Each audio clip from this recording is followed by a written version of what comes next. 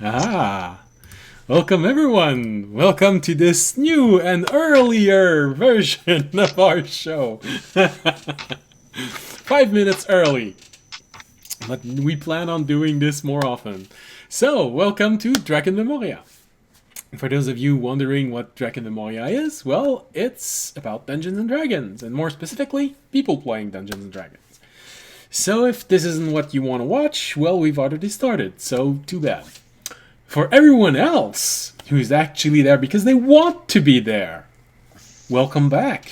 Whether you are here because you've actually watched the show and you enjoyed it, or someone else said, come on, watch it with us, or just because, you just wanted to watch Dungeons and Dragons and right now there's not a lot of choice. It's the only one that's starting at the same time as you wanted to watch and you're here. No matter the reason, it's a pleasure to have you with us. And as always, anyone coming from one of those two places that might actually be there, although usually chaotic calling is here a little bit later. But if you're already there from there, welcome among us. If you're here from Kearney City Guilds, welcome among us also. And for those of you who might be wondering what those are, well, Chaotic Calling is another D&D channel, and Kearney City Guild is a Discord channel where you can find a group or just go there so a group can find you. They have live stream ads for. They also have simply online, but not streamed campaign. So if you just want to find a group to play with, that's also a good, interesting place to go.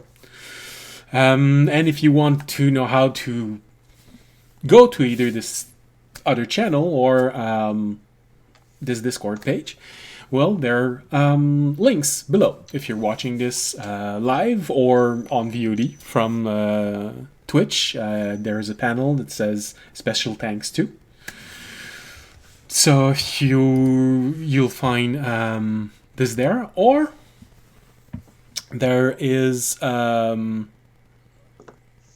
YouTube that it's just in the window below where you're gonna find the link to Kearney City Guild and also Chaotic Calling, who usually, like I said, joins us maybe half an hour in. So that's about all the promotion that I had to do.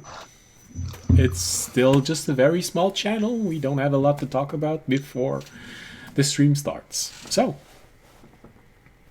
take a place, take something to drink, get ready, because we're starting right now. But we're starting with a little bit of recap from what happened. So, last episode, the party finally managed to get themselves out of trouble inside of this roaming grove. But before they managed to find their way out of trouble, they tried to go directly to the heart of the maze and kill the beast that was there, and realized that, it was a much more dangerous creature living there, who was actually just projecting avatars of itself inside the forest. Hey, that's always fun, learning that the monster that's been chasing you is just half the strength of the monster you actually want to defeat. They did their best, but they fell back on Plan B. The actual first time that Plan B really was Plan B. Because usually Plan B becomes Plan A, and no one hears about Plan A ever again. But this time they actually did. They went back into forest, they found the little shiny bit that was left somewhere, got it back, reawakened the garden, the roaming grove, by putting the magical gem shard inside of the fairy ring, and the caretakers of this place came back, re-imprisoned the creature, and everything seemed to be going well. Well, for the most part. The visual of this roaming grove now is a bit macabre, as there were bodies everywhere. All of those people who just rolled 519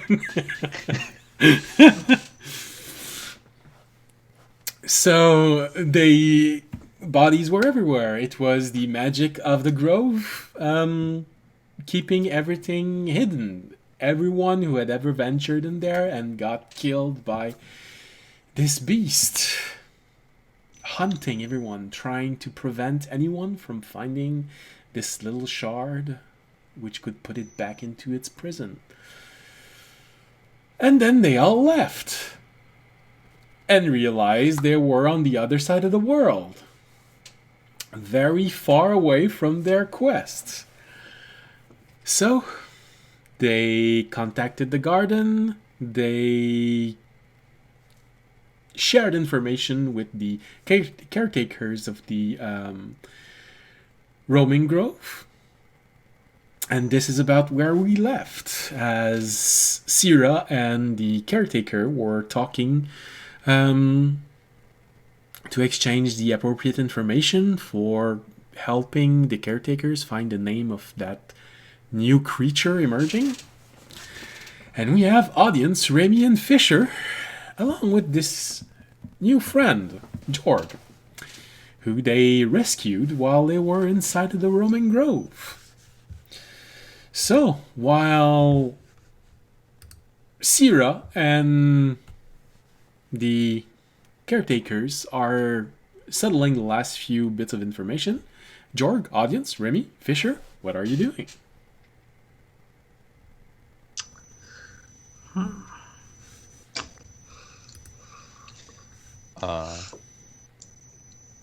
Audience is waiting to leave. Yeah. We kind of need to talk to Sierra. Okay.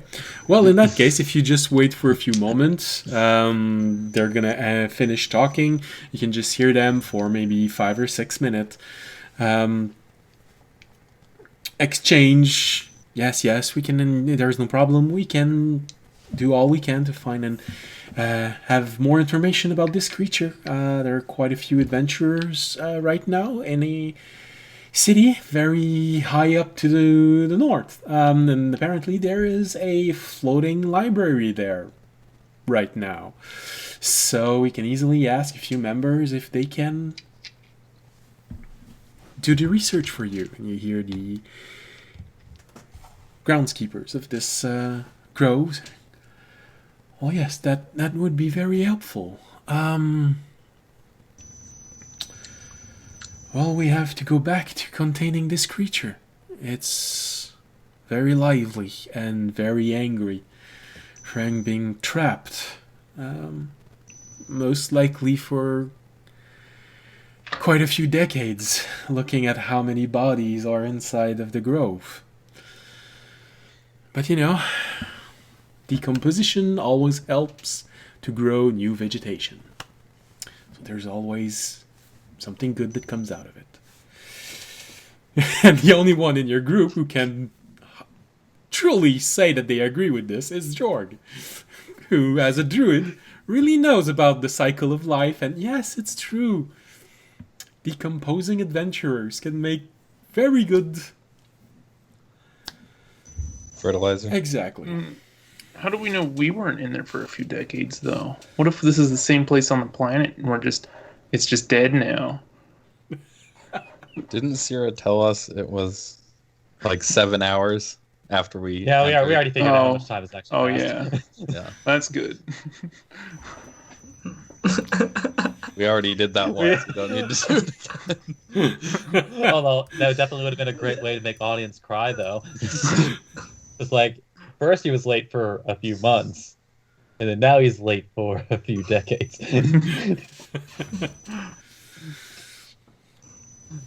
So, you hear Sira, just keep the orb so we can contact you, and don't worry about it. We'll give you another orb to whoever gave you this one. And she explained to him how to open the orb, tracing the rune or the arcane symbol on the orb. Very well. And they finished their conversation. So I guess, Fisher, you retake the conversation from there to talk to Sira? Yeah. All right, so you take your own orb, you trace it because I think it's Remy who gave his orb to the caretaker. Yep. I think so. Yeah. So you trace the sigil on your own orb and recontact Syrah. Yes, this is Syrah. So we're good to teleport back, right? There's not going to be any. Oh well, there shouldn't be. As far as I can tell, the grove is silent right now, so there's no major interference. You should have a smooth ride. Okay. Because Alright. don't want a repeat of last time. Well then, might as well. Jorg, you want to hitch a ride?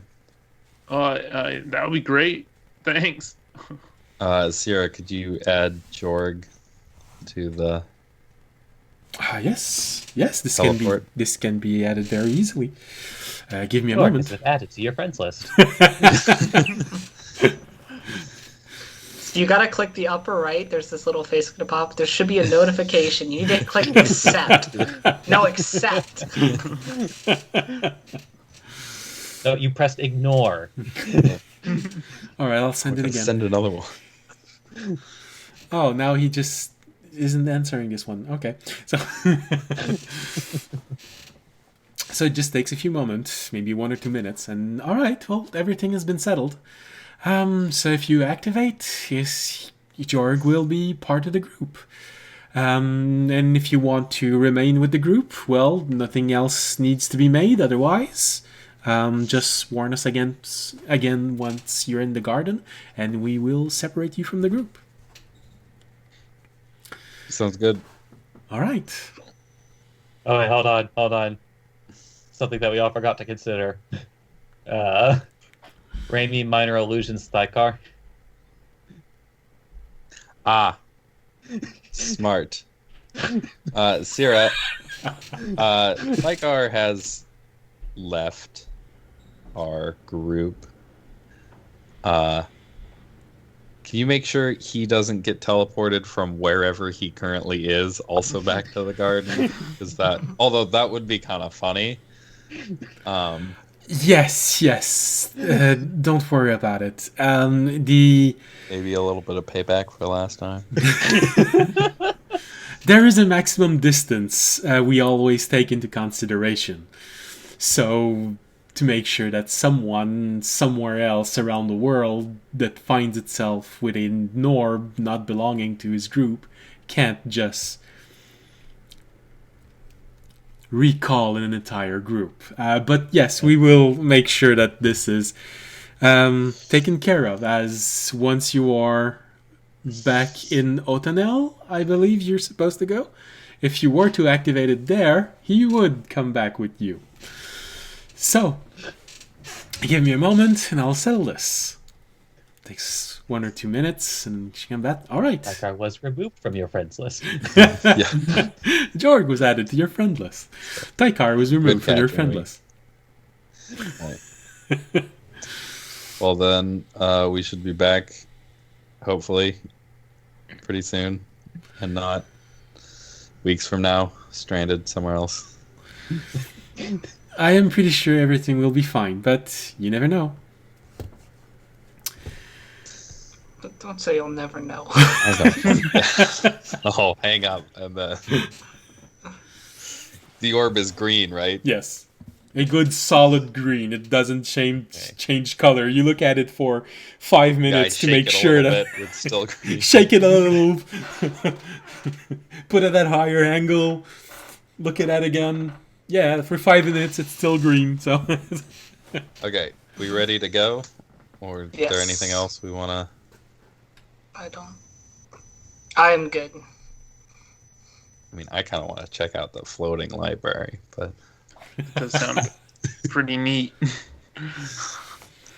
Maybe another time, I guess. well, will... the floating library is in Otanel. It's just a ship that came from Kohornathil. I see. So We're going towards the floating library. yeah. Going there anyway. I will teleport us back. All right. So for you, Jorg, this is a new experience, as you've never activated the emergency recall of the orb.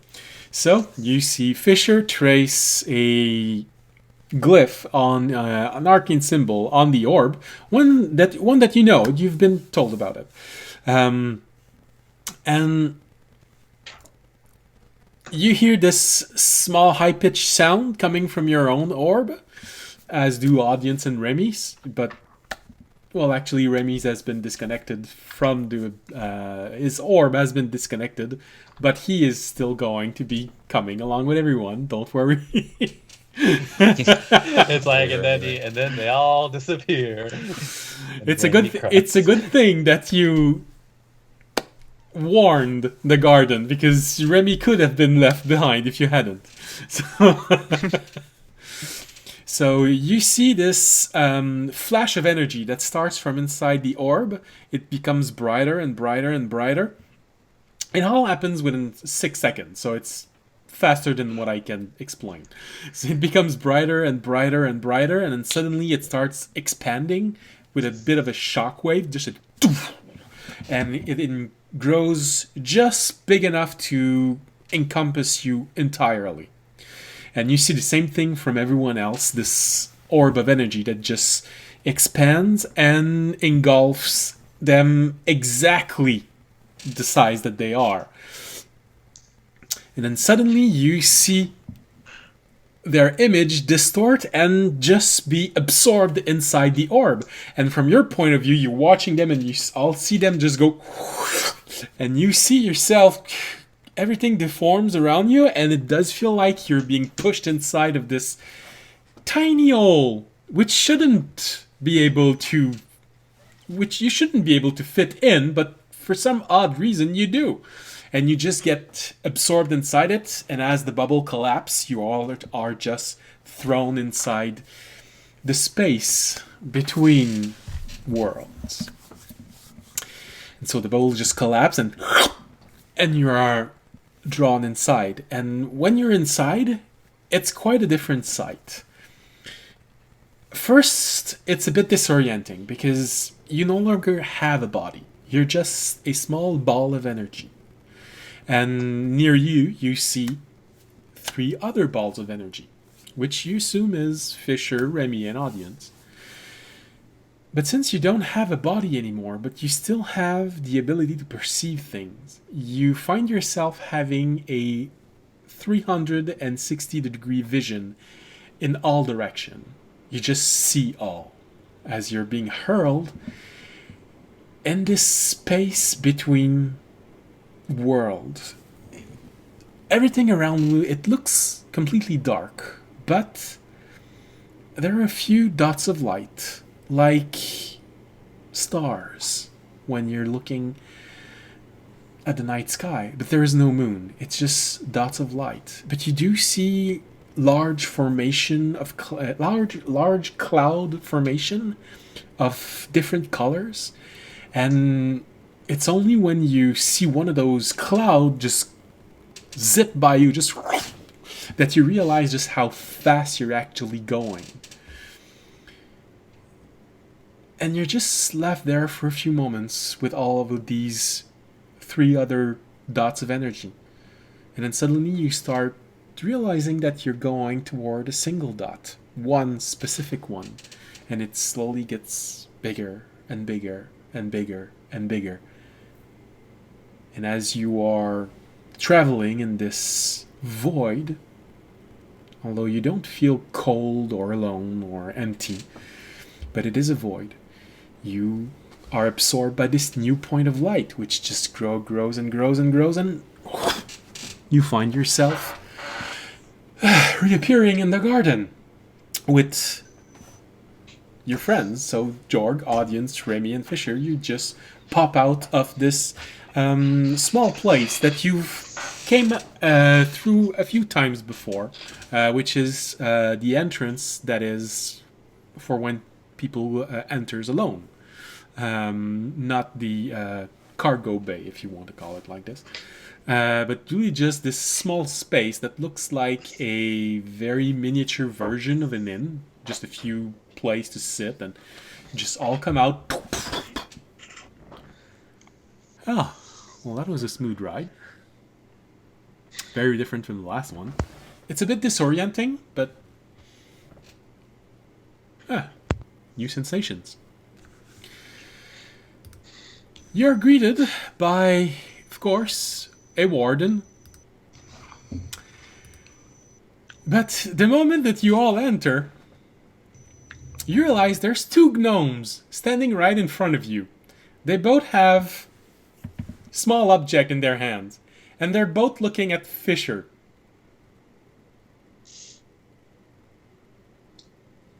Hi.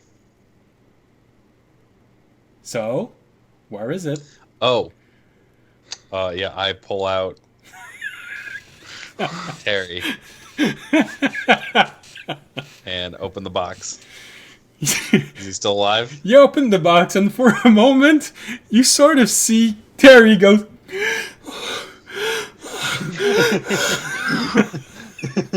Well, that's good to know about. You see the put some holes in expansion on this it. You see his body just expand a little and retract, expand and retract, and I just stare at it. It's like, how is it breathing? It's not. Where's the mouth? Yeah. you see the two gnomes. Ah, okay. Do you have the? Yes, don't worry, I have it. All right, so they just start examining it, and you see them taking each one an object, and well, it's still alive. I can confirm. Hey, careful. It looks a little bit dehydrated,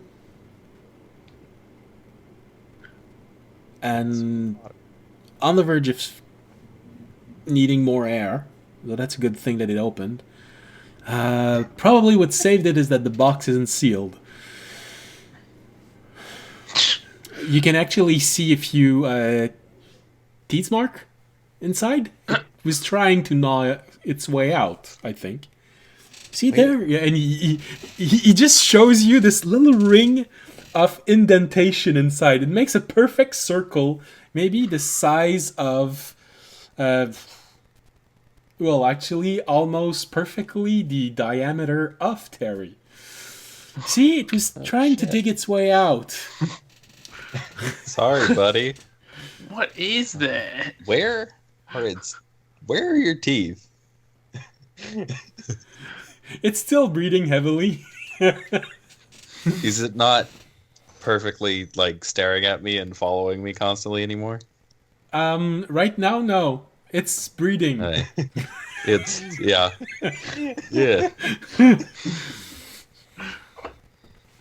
Man, I gotta get better at this. I kind of figured it was like me and it didn't need any of that stuff. But You get one of the gnomes who looks at you and, well, usually when a creature has a pulse, it needs air, water, food or light, Earth. Oh. and a place to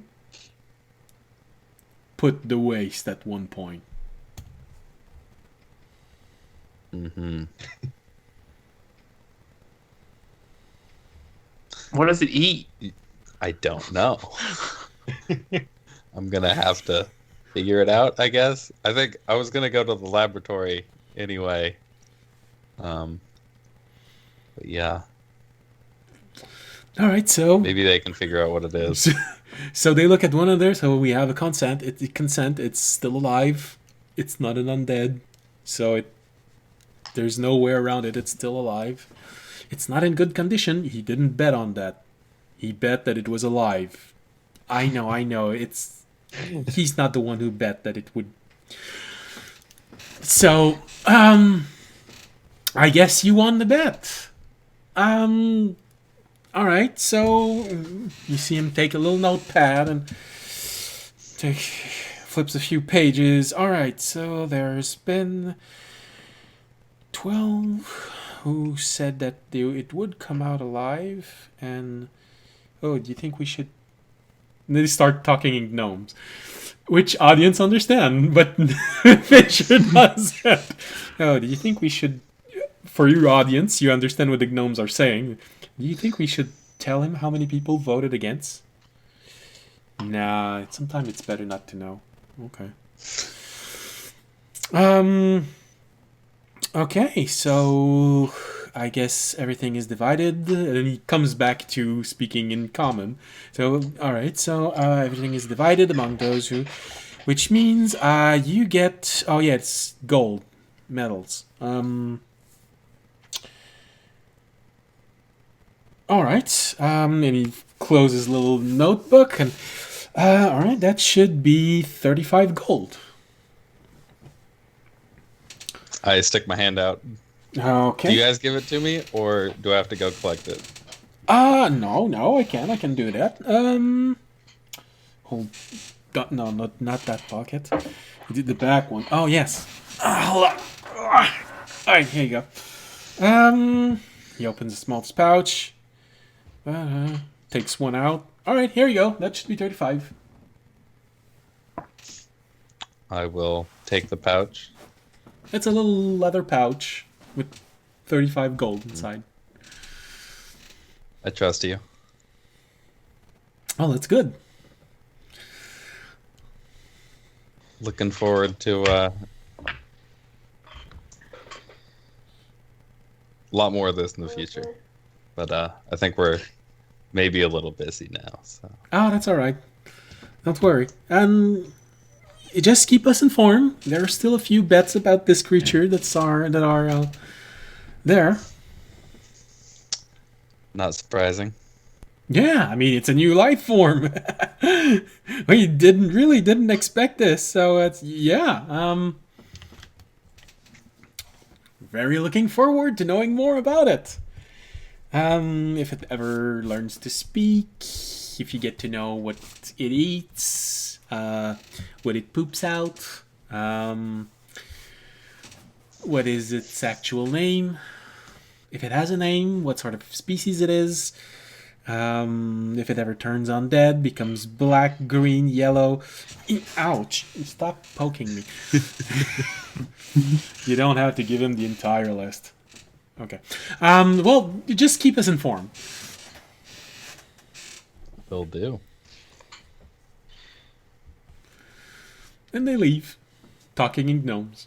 Which audience you understand, but it's just gnomish chatter, just going on about so many bets, apparently, about this new creature. And to think I only put 5 down. This is gonna be pretty good. You have Terranad who said... Only good things. You hear Terranad say, well, seeing as how you got more money, I'd say that a lot more people were thinking that it wasn't gonna come back alive. Yeah. Well, people are dumb. Or they know you a bit. Audience glances at the creature that's gasping for breath, and it's like, Yeah, is it doing a little better now? Yeah, it's no longer. Any of you have some water? It's no longer heavy. It's just a... Can I try feeding it Actually- a good berry? Actually, Raimi would have been staring at it long enough. Like, would Raimi's perception be enough to detect a mouth? Well, make a perception roll. All right, folks, let's see if we can find out where Terry's mouth is. I assume it's his mouth or its mouth is the same side that it was staring at me with, but I can't tell which side that was. Is a 19 enough to see a mouth? Well, judging from the ring of indentation inside of the box, you look at it, you can deduce that most likely one of the two sides opens. A bit like a worm, if you would, that will just... But judging from the size of the ring, it probably opens quite a lot.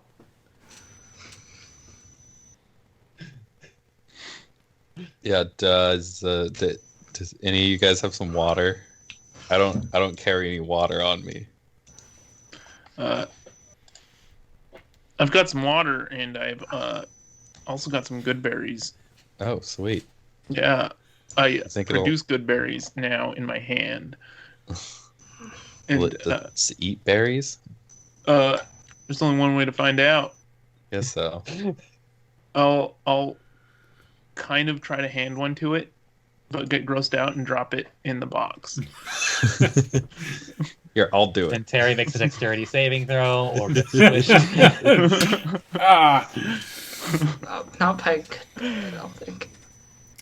Okay, so you you place this small good berry inside this plump little blueberry-sized berry, and you see Terry roll around itself and take a few. Well, you can't see it take breaths, but you actually see him just grow a little bit bigger and smaller in size, which feels like it's someone breathing a bit heavier than normal. And you see Terry looking at the berry. And then he looks at you, Fisher. I think that's the no. Can I leave it in there for now, just in case? You can try. And then, you guys have some water? Yeah, I'll give it some water. I guess just pour a little in the box and see if he drinks it. Yeah, I think that's the best I'm going to be able to do. While With you my guys are water doing this, skin. audience is going to be like, start heading to the phone and be like, remember guys, we're late for a timeline. We're already 5 days late for it. Plus now 7 more hours. What What time is of it? day is it now? Because we didn't leave until noon. Yeah, and you took about an hour to get to the Grove. You stayed inside for roughly 7 hours. So it's nighttime now. It's about 8 o'clock. If you take the portals that they opened, and you just started walking straight toward Otanel, you'd probably arrive there somewhere between 8:30. So it would be night, but there's still travelers arriving there. And you're just a bit after the middle of summer, so sorry. So probably sunset would have just happened. You'd still have some blues and purple in the sky. Or you can wait until tomorrow. Call Amiali, tell her that you'll be late again. Audience I mean, is going towards the do we portal. You really guys can really have- need to Audience is leave now? rushing toward the teleport pad. It's like nope, nope, nope, nope, nope, nope, nope. I mean, we could always spend the night here. Audience? Nope. Audience? Okay, No. I guess we're going. And he's gone. Well, since my last party is still in the Grove, you guys mind if I tag along? I guess that's a way of putting it, but yeah, sure. Yep, still in the We're grove. Is what he recently says. missing a member, so Yeah. you seem to have proven yourself. They did the grove. Yeah, they're helping to feed the next generation of plants. They're tending to the trees. Passively. They all took a level in Druid spontaneously. Don't worry about it. They all learned the intricacy of the cycle of life. So audience, you get to you get to the side of the portal while Jorg is saying, "Hey, can I come with you? I'm lonely. Can I come with you?" As I don't know who is pouring water inside of the box. How much? Just a little bit. Not enough to drown it. Well, we were talking about Fisher having problems with these things. I wanted to know for sure. Fisher don't need to drink, but he also can't drown, so... So you pour a little water inside of the box, and you see Terry start sliding toward the water, and he just sits on the water, and you just see the water starting to dry up. And you sort of get this moment where you look at him, and just this heavy-sided makes you think of someone who just drank. Sort of this.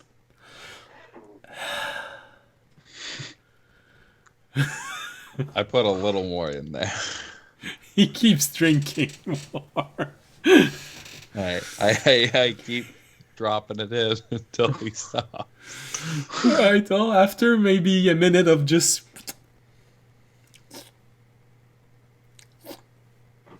He eventually stops drinking, and the water just pools a little bit at the bottom of this. Okay.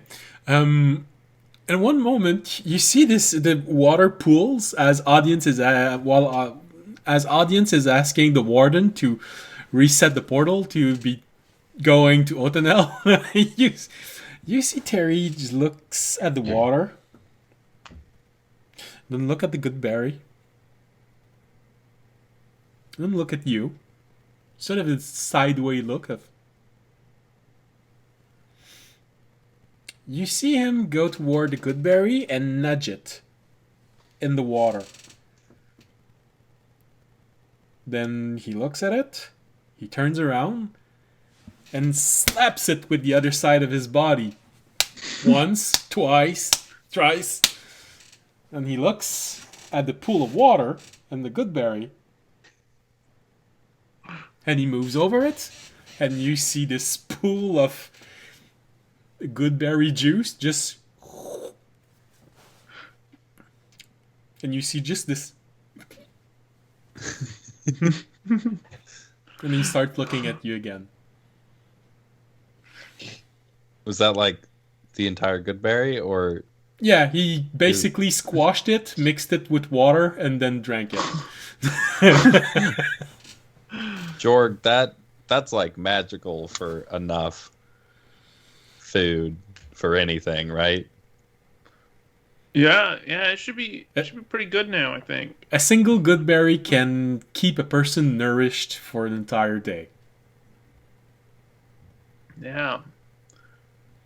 I assume it doesn't need the meat of the berry. So I don't know if it can eat it. yeah, It I seems to think just absorb things. Although I still haven't seen its teeth. Rainy minor illusions, a glass of lemonade. Maybe? Huh. Is the portal up yet? Yes. By the way. I'm not a huge Okay, food expert. audience has left. You hear the portal just go... And then you hear... Oops, audience isn't here anymore. Oh. Rainy That's panics rude. and dashes through the portal. Dashing through the snow. All right. I guess I can figure this out while we're walking. Yeah, probably. And then I will head through the portal. I'll follow. All right. So you all go through the portal. This portal is... It gives a better transition than the one with an emergency transport, as it just feels like stepping through a simple door. Slightly more disorienting, but still, it's just... You enter it, and then you come out of it. A bit like Stargate, without the special effects.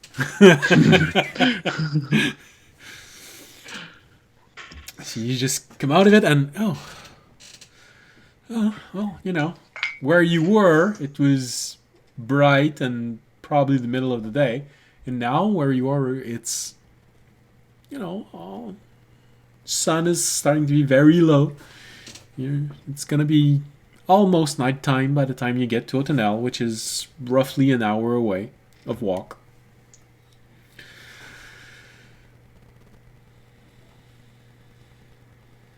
So you all start walking toward the tunnel? Yeah. Okay. I mean, audiences. By the time everyone's Wait for there, everyone to show up. Just by the time everyone arrives, you already see audience becoming smaller in the distance. I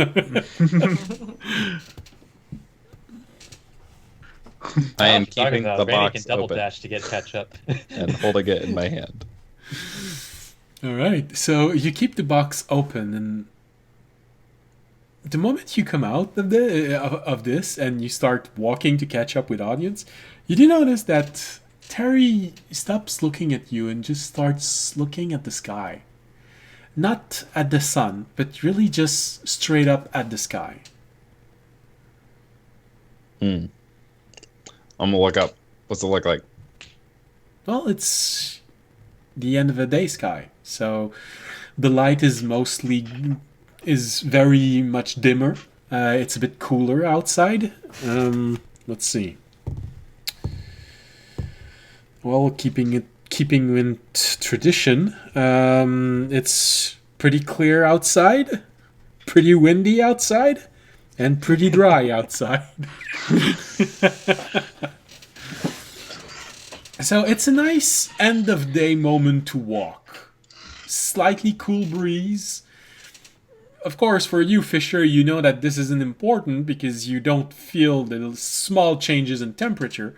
But you know that a lot of people prefer starting to walk in a day that is a bit cooler because of the increased exercise. It's just more comfortable like this. So it's a good day for walking. But it's a bit windy. Other than that. But so far, this year, it's been almost tradition. I don't know why. Whatever dice I use to determine if it's windy or not, it's almost always very windy. So it's a windy Even year. 2 months later, it's still hurricane season. Yep. It's just dry hurricanes. Yeah. Figure that one out, folks. Or don't, Tornado season. So, keep on walking, and it feels like Terry's getting more and more enthralled by the sky as it gets darker. Just moves a little bit, and looks again up, and moves. And when the first star appears, it's almost instinctive. You see this little dot of light appearing, and immediately he turns his head toward it. He just starts staring at it. At one point, it just takes a moment to look at you, and then it looks again at the star.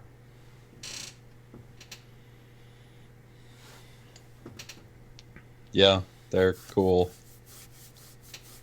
Helps a lot to let you know where you are. Especially at sea. Yeah.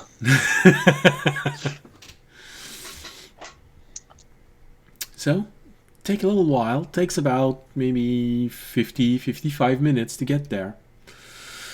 But you do you do manage to arrive in Autunel.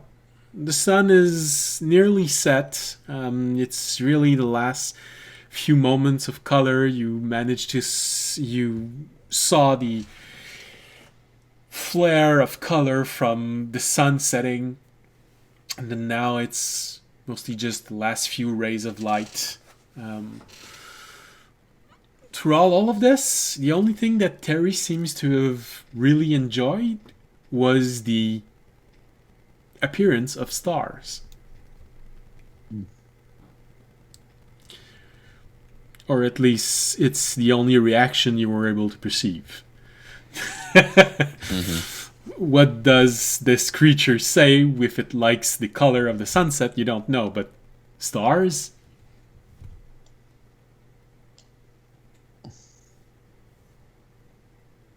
That's...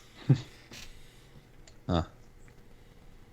At least it's not staring at me all weird and it's kind of unsettling. Well, now you know how Star feels. Randy tries not to take offense to that. Well, Remy, you're usually looking at a different star, but it's still a star in your eyes. So, you get to Otanel, and you notice that they're starting to have the night shift arrive. You see those huge construct changing guard. There's two of them arriving at the door, and they're changing places. And you see the two ones that were there. The first ones had a very bright color, white, a little bit of silver or gold. The night shift arrives and has a much darker color, something like indigo color plate. So they change the shift like this, and as you arrive, audience, you're the first one in front of these. Still there? Yes. Okay. You're the first one to arrive in front of these easily 15-foot tall construct.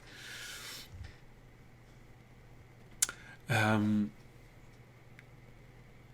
of them lowers his gaze toward you, and you just hear this soulless metallic voice just go, "State your business in this city." Adventure on a mission. Are you alone? No, I got some companions. They're behind me. 3. Nah, yeah, 3. Very well. Remember to behave in the city. Of course. He lets you in. You get the feeling that there's a bit more, probably more to this that just happened. There was probably a bit of magic involved in analyzing you, as they don't do this during the day. But they let you in, and when the 3 other members arrive, Jorg, it's probably something that you haven't seen a lot because you've seen a lot of smaller town, but Otanel is easily the commercial center of Estrin. It is a very large city. It is not the oldest city, but because it is the most prosperous one, it is on par with size to the capital of the Mistel Island chain. So it's a very large city, and one of the first things that you were able to notice as you were approaching is that there is a skyport in this city. So there are actually flying and floating ship arriving, docking, sometime leaving. There are a few large ones right now. But it's a bit impressive, as some are much larger than boats, but some are a bit smaller. Some are made out of metal, some have things which help them stay up in the air, like a big, you think it's air balloon, but you don't know for sure. But some of them are just floating there in place. Huge chunks of metals, from your perspective, just floating in the sky. The city itself is quite big. For a druid, it's not pleasant for a druid, large cities. It's a constant reminder of how destructive civilization can get. But also you know that it's unavoidable. Eventually, if there's enough people that gathers, the city is going to grow to this size. And although you usually deal more with smaller villages, sometimes you can be called to help these cities to not become overly destructive to the environment. And you know, sometimes there are even parks inside the cities. They try. It's not as good as nature, but they try. So this is one of those very large city, a multi-tiered city with more than one protective wall. When you arrive, there's actually a small the equivalent of a village growing outside of the walls. When you traverse the first entrance, you are confronted with this huge ring outside of another wall. You can see the path going up, up, up, and maybe you'd say half an hour of walk further, you see another wall, and you also see another wall behind it, and castle, and a very large castle. So it's a multi-tiered city. Right now, it feels like you're in. Well, the village growing outside felt like it was a small village. Now you're entering something that feels a bit more like a very large town. There's a few peasants, there's a lot of shop, nothing feels overly eccentric, but it feels like a big town at this level. And you're following audience Remy and Fisher entering this large place. Fisher, you easily notice that Terry doesn't seem to be fascinated at all by large construct or city environment. It does seem to notice when you walk by a tree, but apparently it's really not that impressed with buildings, even if it's really big. Right now, trees and stars seems to be what draws most his attention. Mm-hmm. When I come up to the big constructs by the gate, yeah, just want to ask one of them, why do you guys have separate shifts? The whole point, you could just stand out here. Each shift has specialized equipment. Fair enough. You guys aren't sentient, right? Doesn't answer. Yeah. That's what I thought. I'll keep going. Spits a non-existent loogie.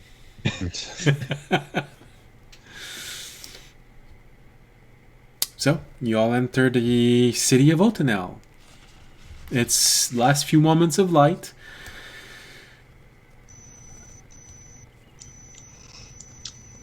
I Where are you catch going? up to audience. Do Where you? are we going? Do you jog? Yes. Okay. Where are we going? Audience will pull out his orb and be like, call up Syrah. As always, she answers, "Hello, this is Syrah." Yes, we are in Othanel, wondering where we are headed to meet with either Ami Ali or the contact she mentioned. Give me a moment. Takes maybe 10 seconds. Then you see the image of Amiali appear inside the orb.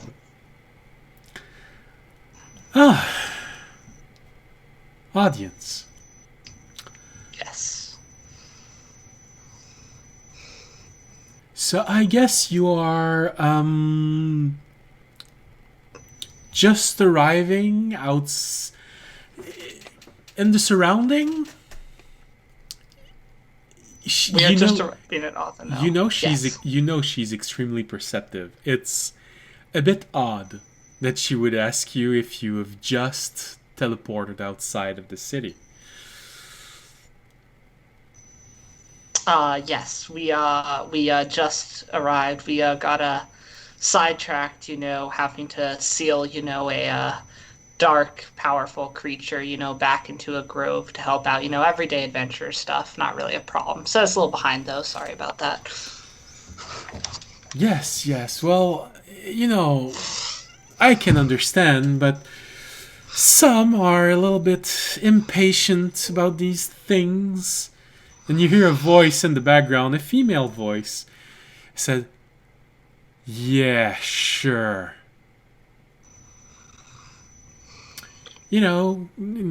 Goes back to Amiali. And audience, because there's a point of interest for you, I'd say make a perception roll with advantage. Okay. All Her right. chest Well, I'll be has at least somehow getting grown not a too. terrible roll. All right. We'll take it. 14. 14. It's a bit odd. There's something familiar with that other voice. Familiar not in the sense that you've met this person before, but familiar in the sense that it's not quite, but it sounds a bit like Amiali. I haven't heard this person. Okay, but it sounds... There's a little bit of resemblance in the voice to the voice of Amiali. Ah, Yep.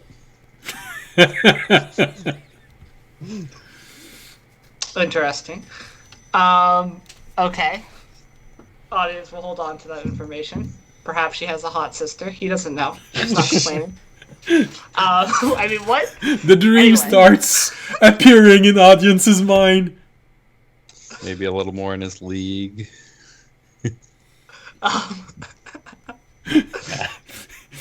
You hear this Anyway. voice inside of your head saying, please, please.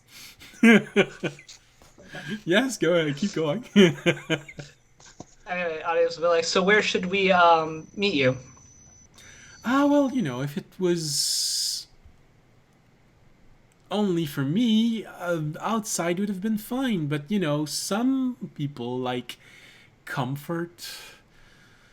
So, you should probably come join us. Move to the uppermost tier because, you know, some people like cozy bed.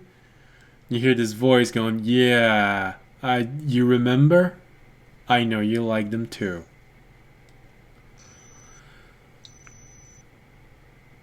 But, you know, Audience will make a note of perhaps has money. Not a bad doesn't know. so I guess just look for what looks the biggest in the uppermost tier of the city. You know, where all of the nobles and monarchs and rich people like Alright. doing the Will peacock. I be let in if I show up there shirtless? You see a little smirk on Amiali's face. Well, they've probably seen worse. But, and you see her look on the other side, sort of playfully. You get that she's looking at the other person there. Some might take offense to it. Might. And you hear this other voice go, not another one of your nature-loving friends. Audience will look mad and be like, very well, we will be up there in a bit. Does that mean I need to put on a shirt? I don't think it does. I think Okay, you're fine. Does Terry has I'll- to put a shirt on? I guess I'll wait out for the rest of the party for a second for them to... Or no, Fisher caught up with me. Did the others catch up with me, or did they stay behind? I think everybody just assumed that Raimi didn't immediately catch up with audience. Remy was probably a few feet behind you, and then Fisher You arrived. just never noticed. all the stores are closed. I'm like, all right, we need to head up to the upper district and go to the largest inn. Also, do any of you guys have a spare shirt? Oh yeah, totally. Not you, Fisher. I assumed, and also I think you're fine. Raimi just kind of stares at you. Audience, I don't think anybody but me would have a shirt that would fit you, I mean, listen. and even that might still not fit you.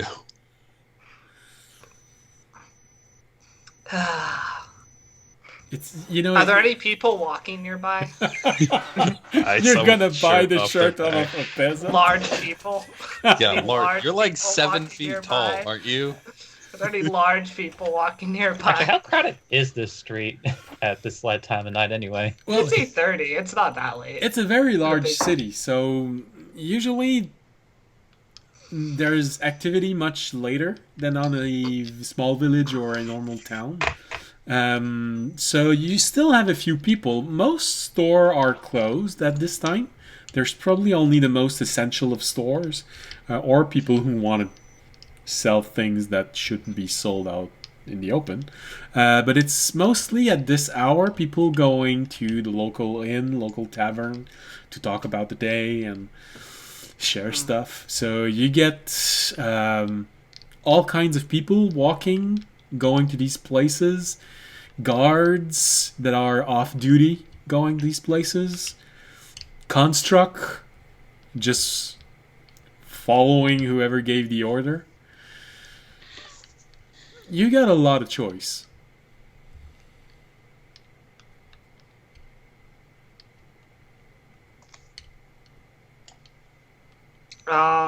Okay. Do I see any large, like very fairly large individuals that have a shirt on that look semi decent? All right. Well, it won't be as the most flattering of shirt, but the person that you see that has something that might be able to fit you width-wise, maybe not length-wise. You see what That's a style. Show a little interest. That's okay. it fits your shoulders, but we can still see your belly button. It shows off his abs. Yeah, It's a show off workout my abs. shirt. It's a style. You see what looks like a priest from probably a faith that isn't shy about being rich. Okay. He's very large, more than overweight, and this is why you're pretty sure that it's gonna fit you width-wise.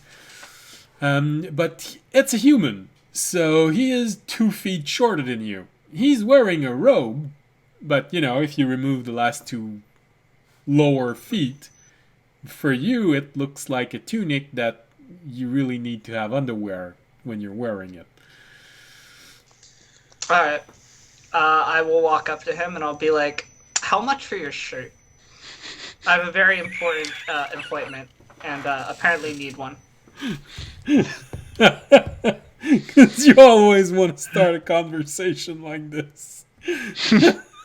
I'm in a hurry. I don't got time to bargain. Get to the point. Well, you take him a bit by surprise. He looks at you. Looks at everyone around you. Oh, you say you're in a hurry? Yep. And you really need it bad? Yep. How about 2 golds? All right. I hand him 2 gold, and I'm like, "All right, hurry! I'm in a hurry. Come on, let's get it off." Sure. And he takes off he takes off the tunic. He gives it to you. Just hands it to you. He looks Thank at you his very much. He looks at his stomach, just a little bit pouring out of his pants, and yeah. He looks at his hand, 2 gold in it. Thanks. All right. I'll turn to the others. Good to go. Throw on the shirt. It doesn't look like a upper class shirt, but You know what? it covers the body. It's something. I'll go with the more open style where I won't like really button it up. I'll just kind of throw it on. So much, but at least it looks like I made some effort. Okay, Fisher, you hear it from inside of you. Does he need to look like a bag of potatoes? Same color? But if you peel the potatoes before putting it back in the potatoes? I guess so. He's not very round, though. Well, bags of potatoes aren't round if they're new, Guess so. But the colors are really similar. Are clothes really that expensive? That's No. ridiculous. He just got... Oh, okay, that makes a lot more sense. I've never had to clothe myself, but from what I've heard, he paid, I'd say, somewhere between 5,000% too much. That sounds like him. Audience did not care. Audience is already walking away. Audience is headed up. And of Audience is course, in a hurry. Jorg, because you're the new one here, so you're the one for who it's a bit weirder. All you hear is Fisher's side of the conversation. You just hear him go, did he pay, do clothes cost that much? Oh yeah, that makes sense.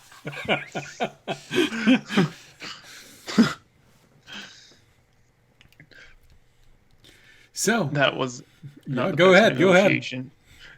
Yeah, you shouldn't start by saying you're in a hurry. That's rule one for negotiation. I wasn't trying to negotiate. I was trying to get the clothes and move on. All right. Well, I would have sold you my shirt for 2 gold. So in the future, I asked if you guys had any extra. You didn't say anything. So. I didn't offer to pay for it.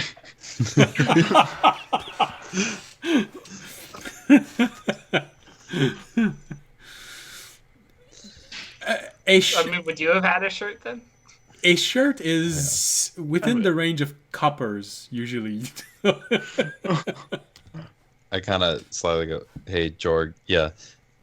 They really don't like it when you try and ask them to also pay for stuff. Apparently, we kind of buy things as like a group. Last time I asked for money for something, he got real mad.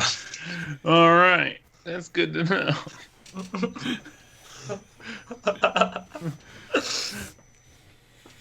Alright, so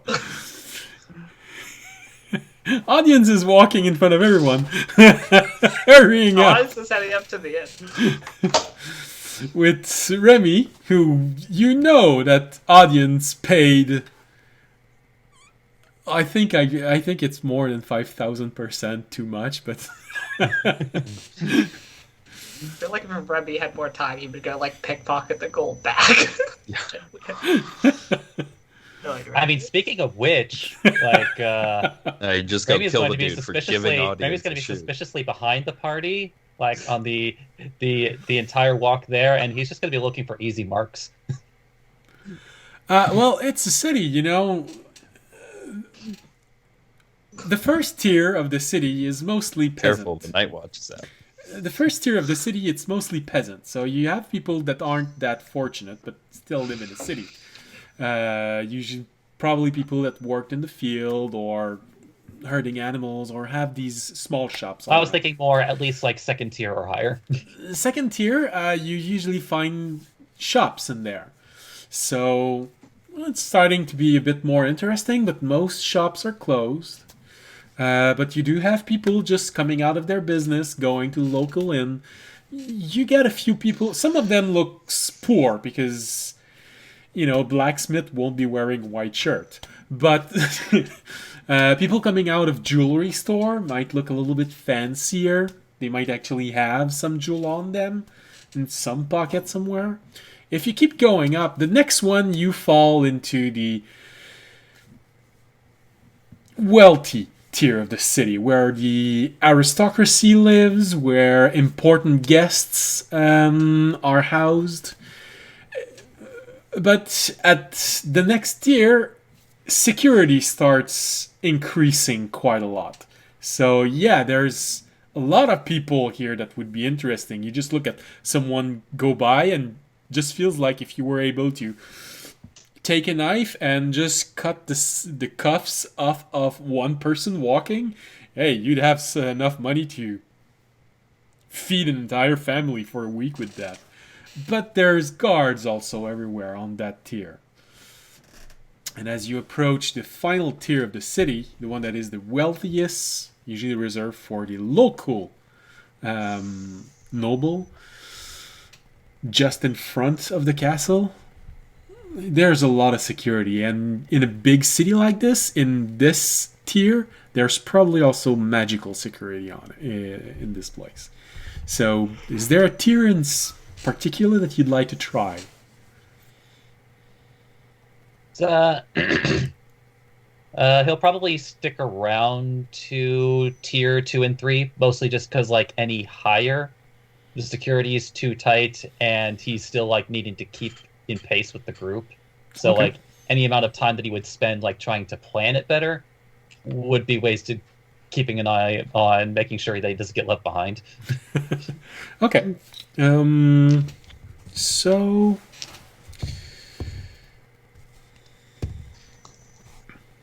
there's not a lot of good opportunities on the second tier. There's one person who actually seems to be coming closer to you. He seems to be wearing a bit more upper clothes.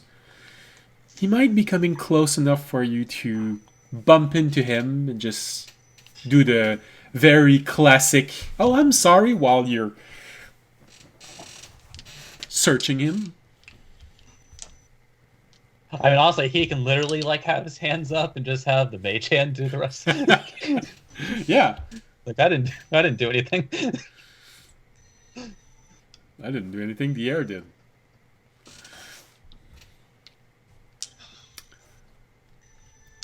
So What are would you? you? It would be a He'll make the attempt. okay. So if you want to be sure that you don't draw attention of guards, because there are a few guards on every level. It's just the more you go up, the tighter the security is. For them, it would be stealth. And for the person you're actually trying to steal from, that would be sleight of hand. All right, doing stealth first. That'll be 19, Okay. and then the sleight of hand. Also a 19. All right. So, you approach this person, and there's this perfect moment of the party's not looking at you. There's a cloud moving over the moon, because I got a 1 for the guards. So, all right, there's this perfect moment. You try and grab something from the guy passing by. You just bump into him slightly near one of his thighs. Give off I don't know what sound when you bump into him. Squawks. Okay. Sorry. Bird. He walks away, sort of unsure about what he was supposed to say. And you look at your mage hand, and it has a little pouch in his hand.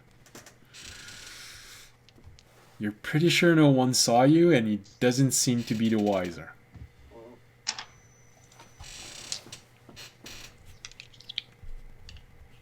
Just floats it into his bag and catches up with the group. All right. So you can add a small leather pouch to your inventory, and when you open it later on, you'll get to know exactly what you took.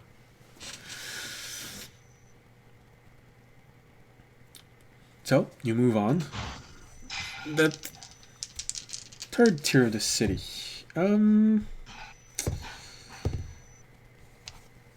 Well, there's one moment in the third tier of the city where it feels like it could be interesting. There's a crowd of people, and judging from how audience is just moving in a straight line, there's a good chance that he's gonna push right in the middle of everyone. So there's a good chance where you could be hidden from guards while you're in the middle of this group. could be interesting, and they look to be dressed according to some level of wealth. I just love this image of just like audience just not giving a fuck. There's only one thing in his mind: Ami Ali and possibilities. Pushing forward. Come on, come on, come on. As only paladins know how. Well, your Those god, are all supposed to reach your the god top. has never said anything about being alone for all of your life. You know, it's. He never said that you shouldn't. Look, you're be a with him. paladin, not a priest. Well, it always depends on the god you're following. If you're a paladin from a very strict deity that asks for celibacy and chastity from all of its members, well, paladins are gonna have to follow the same rule. But you know, if you're following a god of fertility, it's not gonna ask you to never do it. I mean, yeah, if audience is just gonna gift wrap this for me, I mean, All right. Audience, you see this large group of people, well dressed, that is right in your path. They seem to see that you're coming, but they also seem to be thinking that you should be the one moving aside. And you recognize that air of, oh, a peasant, move aside. And you Are just any of them even slightly large? they're all three of them looks like humans or half elves. Yeah. Okay. They're not getting anything from me. I'm larger than them. They can move. Just look over their head until. I'll kind of give them the stare down of like, you can try, but I will win. So it's okay. So it's a intimidation. It's a chicken contest. Intimidation versus intimidation. Go ahead, man. Intimidate them. Oh, okay. Let's see who. I think I get +2 to that. That is a unnatural 20. Oh, goodness.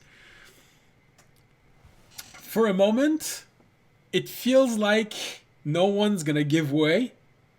But at the last moment, you see them all just go. And they give way and let you pass right in the middle of their group. They rolled an 18 in total. They had advantage because they're a group. So I also rolled an 18. I just got a +2. so you and Rainey basically uses that distraction. yeah, and since they all got intimidated by this and this okay. Well, they're not paying attention to you, so you don't have to roll stealth as you are inside in the middle of this group, but you still have to roll sleight of hand. Like I did roll for the stealth and sleight of hand just Okay. in case. Okay. That's what the rolling was for. Okay. Then give me both. It was a soft 20 for the stealth, but then I rolled the natural 20 on the sleight of hand. So not only are they not paying attention to you, but they seem to be so focused on audience that that they close their group just as audience moves by them, and you all slam into them, and they just what's Nightbird? What the? And they're completely distracted by this. And because of your high roll, you have a very good feeling that no one saw you. All they saw was a group of human being very confused, feeling intimidated, and then immediately followed by a construct and a druid. So you're pretty sure that no one saw you. And sleight of hand, well, with that, it feels like pouches nearly dropped in your hands as you were walking. Natural 20. It's sort of the best situation possible. Oh, everyone's confused. Oh, goodness. They even dropped a coin. That's nice. Oh, I can get this, and let's slide this up. So you pass through Spaghetti this. strap first situation. You pass through this group of intimidated and confused people, and you manage to, because you rolled a natural 20, I'm gonna say you manage to take two. One you believe is a coin pouch because of the cling cling it does when you jiggle and jingle it. Another one is a pouch, you don't know what's inside, very small one, and you were able to just slide off a ring from someone. It looks like a normal ring, it just looks pretty. A bit nobility ring. Oh, like a signet, or No, just just of a quality. of a Ornate noble? ring, just it's nice. It's probably something that he had done just for vanity's sake. Ah, okay, yeah. It's like not even a wedding ring. Just like, this is a me ring. Yeah. Look at me. I got money.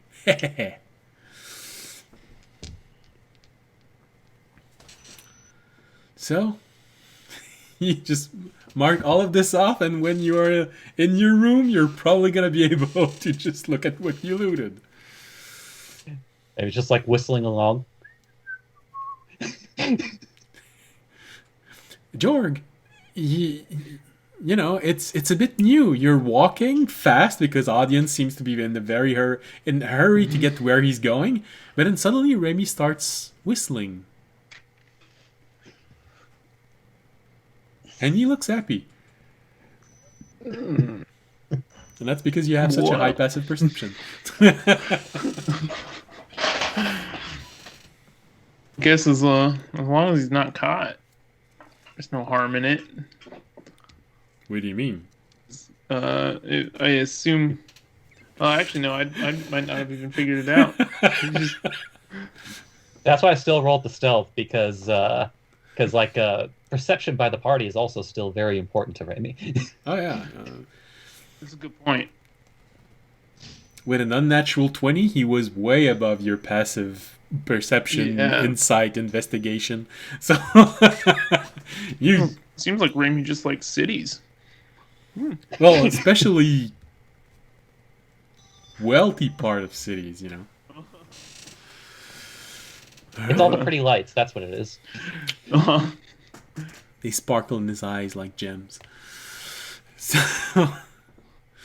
So you move on quickly, and you eventually find yourself just at the edge of this tier of this city, where you look around and, all right,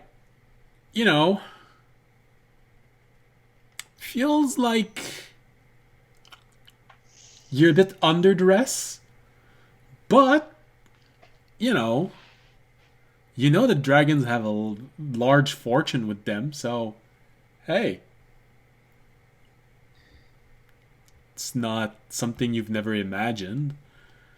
You just never imagined walking in a portion of the city that feels so rich, you think you just lick the air and get a coin under your tongue. So So you're really in the upper part of the city as you enter, and there's even guard there. Some of them looks at you, and then they talk to one another. They just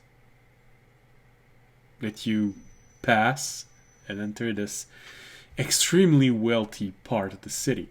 And as always, it's the wealthiest, so it's also the smallest part of the city. It's not hard finding the largest inn of this place. It's like 3 streets in total. So, okay, so there's one there. Yeah, that's probably the one that has 5 levels.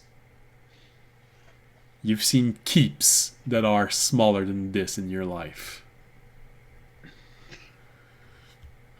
This place looks expensive. We don't have to pay for a place here, right? I'll ignore I Fisher. hope not. Jorg, yeah, for you, Jorg, it's something that's really the worst that humanity has to offer.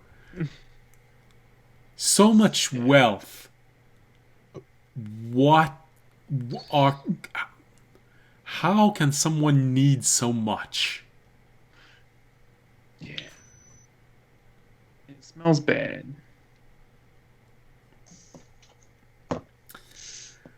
Fisher, you've never been in such a wealthy part of the city, but you know that they exist. You've been in Kohornathil, so you have heard and seen these people walking, which feels like they have more money on them than most town have in all of the town. You've seen people like this before. You've even probably had to talk to some at one point while you were researching in the larger tier of Kohornathil. Remy, you don't recall being in a part of the city that rich? But hey, for you it's... Man, if there weren't so many guards... And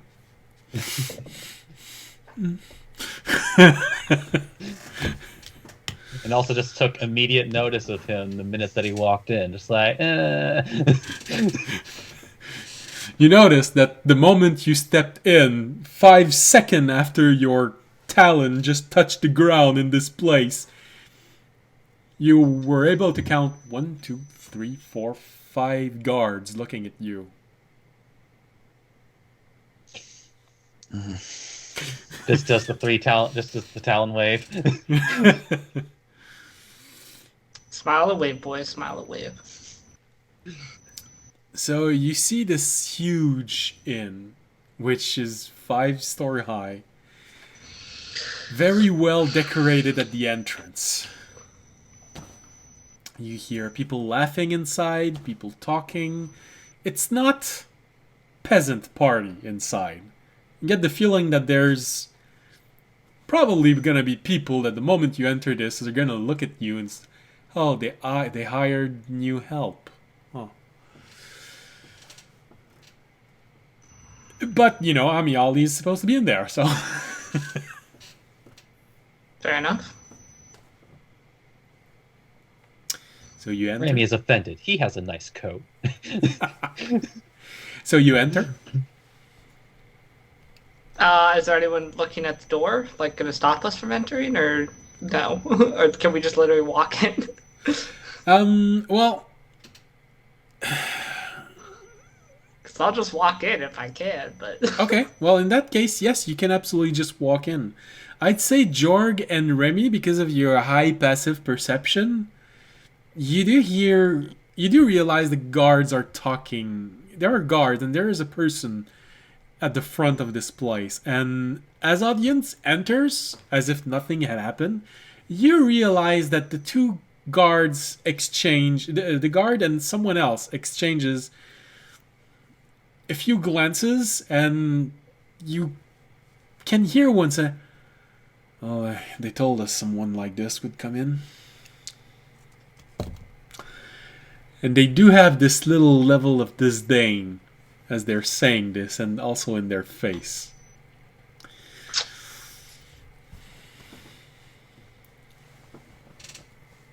So, Jorg, Fisher, Remy, you all enter at the same time?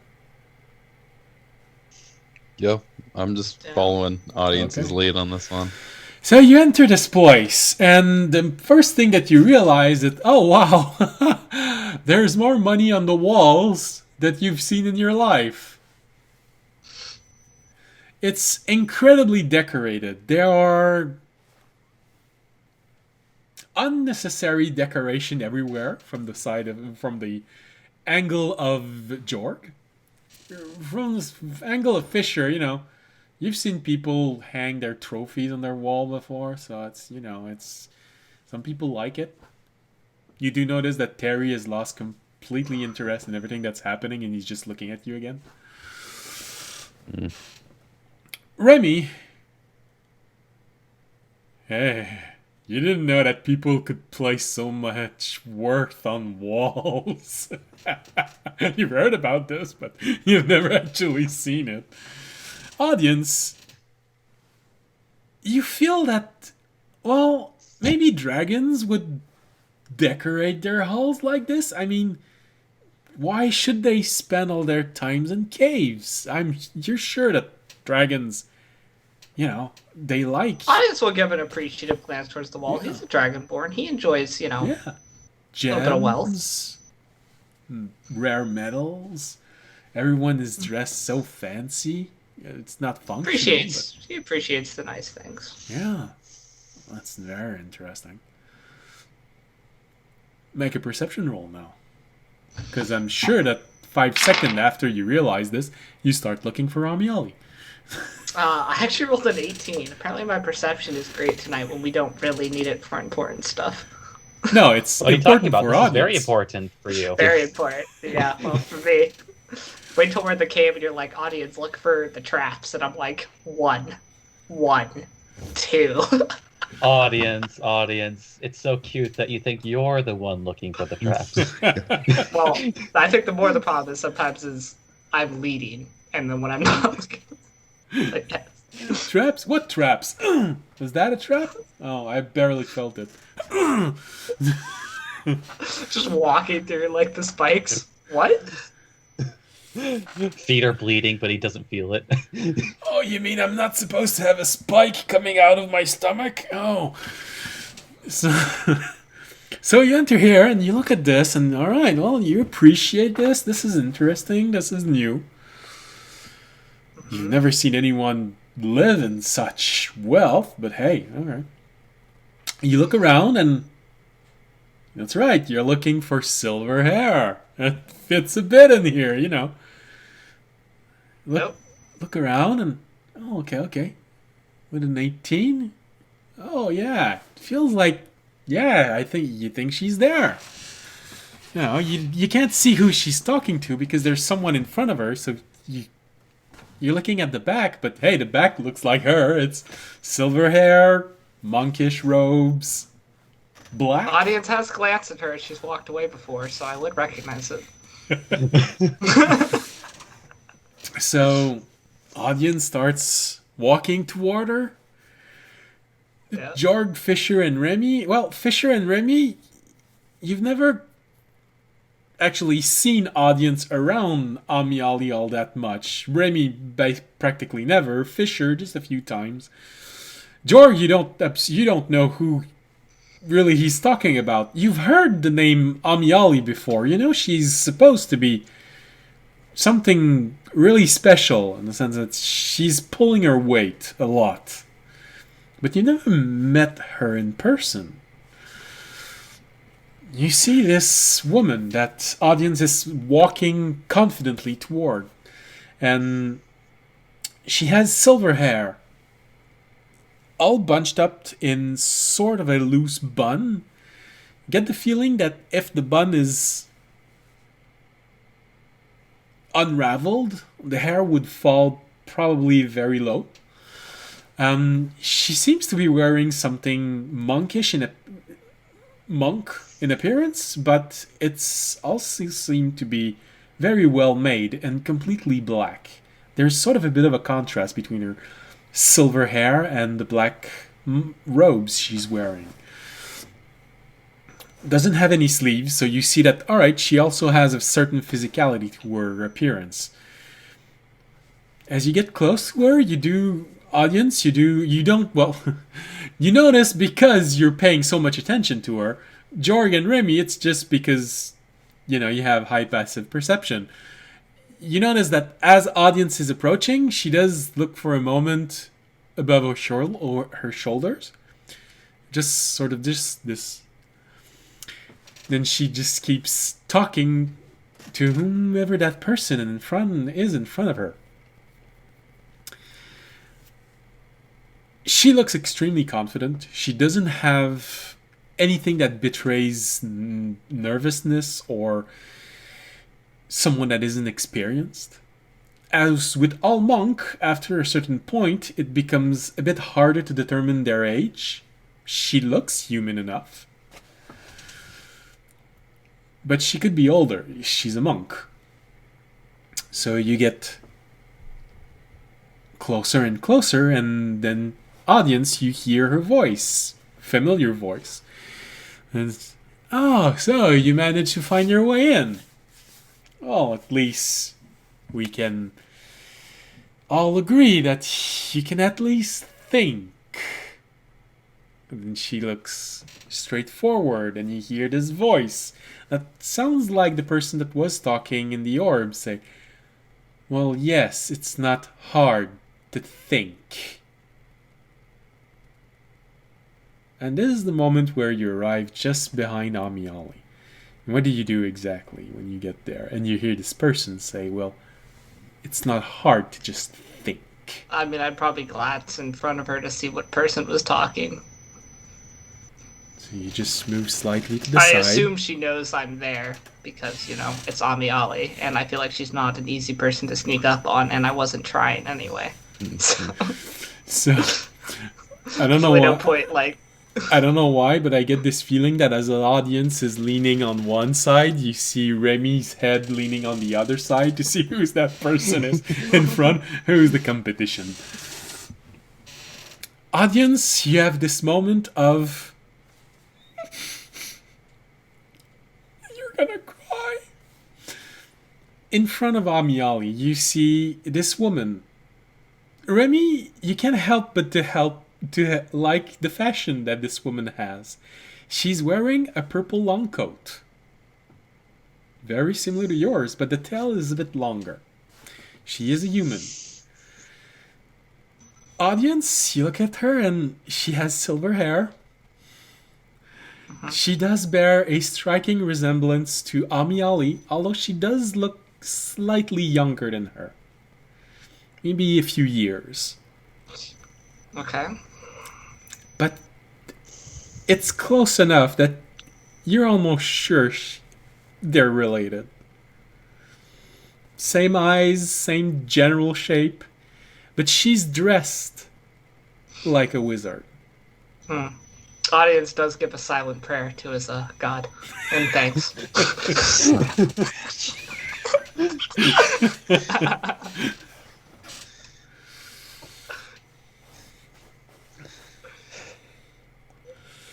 You hear this woman just go,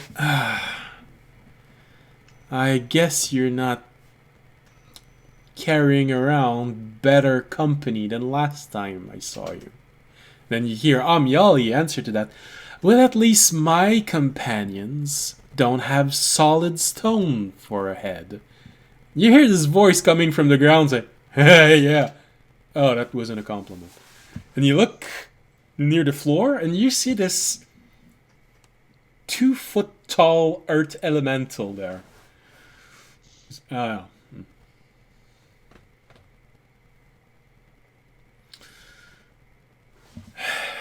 see the wizard just looks and...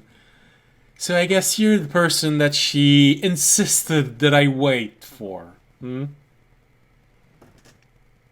I believe that would be me. I have not made your acquaintance. Please, the name is Audience. And I would imagine that the other head peering on the other side is one of your friends. And she points to Remy, who's just... I'll look down. I had an in my sleep and noticed Remy was there.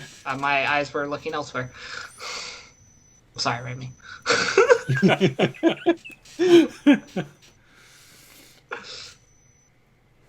This kind of like gives like a taloned wave. Yes, this is my companion, Remy. Right. And I guess the two others who looks completely confused behind Amiali is the rest of your party. Was told there was going to be 4. Although one of them seems to have lost its feathers. Is there something wrong with having a head made out of stone? To whom are you saying that? I don't know. Both of them. Well, it was Amiali who specifically said that, so probably. Yeah. I don't know. I came up late. I only caught part of the conversation. Fisher immediately takes offense. Well, you have this woman in front of Amiali who's just, yes, you look like someone who's often late. And you hear this elemental on the ground say, I don't think there's a problem with having solid stones in your head. He just looks he looks at you and just, hey. Toward you, Fisher. Oh. Hey. Hey. Alright, why don't you and Fisher go have a nice catch-up time? You seem to be making fast friends over there. I will, talk I'll with say Amia. hey. My hey back, I'll say in primordial. Oh, you hear the elemental someone, and he says it in primordial. Someone who talks my language. Your accent is horrible though. But other than that, it's That's good. not my fault.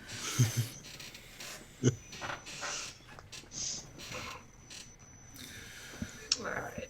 Remy, you are a being of elemental origin. However, it's not your elemental language, but it's similar enough to know that, okay, he was talking in elemental, but most likely earth elemental, which is the exact opposite of air elemental.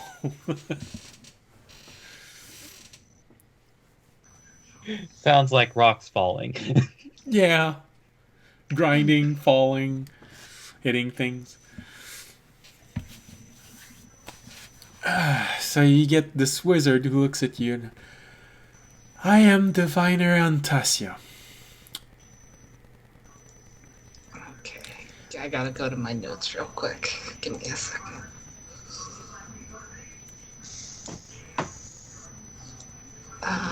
Where is it? Allies. Rainy makes a little rainbow.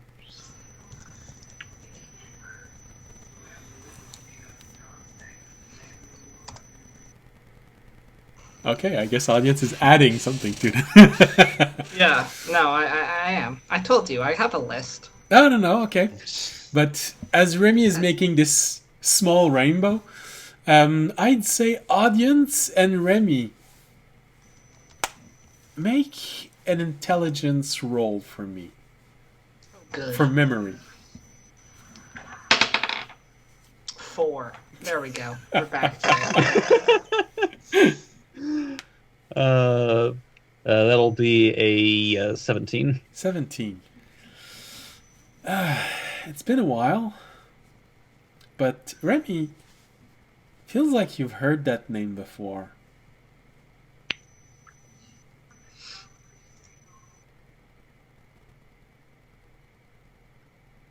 "17, say maybe you were in a village when you heard it? From your perspective, it feels like only maybe a few weeks ago." Yep, I figured as much.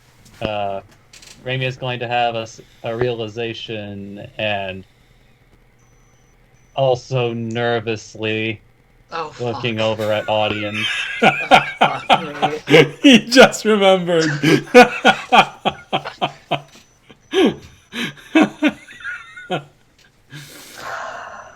And he's going to look over God. just to kind of look at her, and he's going to minor illusion a water elemental, specifically the water elemental that they met. So that she sees it, or so that audience sees it? So that she sees it. I mean, audience might, depends how big it is. Audience would probably notice if the man makes it like an image of a water elemental. Not that distracted. She looks at you for a moment, just raise an eyebrow. She looks at you, Remy. What of it?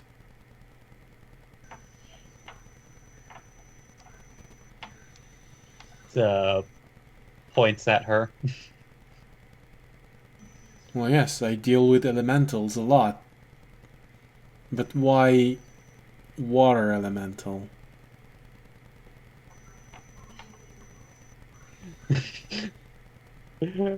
Maybe again, kind of like side glances audience for a moment, but Audience then rolled a 4, bud. looks back at her and it's like, "Aw, Raimi, did you make this?"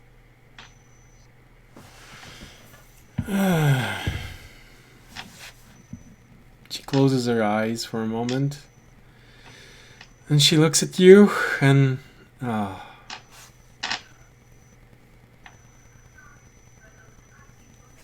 So you met this one. Oh, I'm gonna have to go back there, aren't I? Nope. No reason to go back there. I told them to leave the lake alone. It would heal on its own. But no, they had to get a party of adventurers to go inside the lake. Who killed who? Did the elemental kill your party members, or did you kill the elementals? Fisher goes, So I think audience from is the figuring it back. out. Audience is suddenly looking very studiously like, I don't know what we're talking about. Who knows? Maybe I imagine she probably notices every time that Raimi looks side glances at audience. Audience is shaking his chin like he's contemplating a difficult problem that has nothing to do with what they're talking about. Oh yeah, Remy and Jorg, because of your passive perception, you do see that as Remy is keep glancing toward audience, and audience looks at this elemental as if he was looking at a puzzle. You see Antasia look at Remy, look at audience, look at Amiali. I see you haven't improved much on your companions.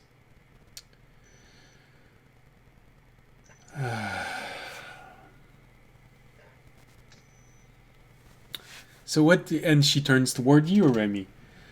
I know it's gonna be a challenge to explain, but what exactly did you do there?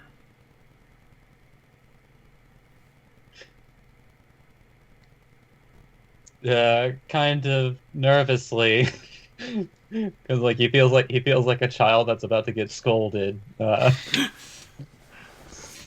He And there's a double image on this. You've seen these eyes from another wizard in your life. You know what? uh, Audience would have figured it out at this point. Audience is going to reach down and put a hand over my shoulder and be like, nothing that pertains to the situation at hand.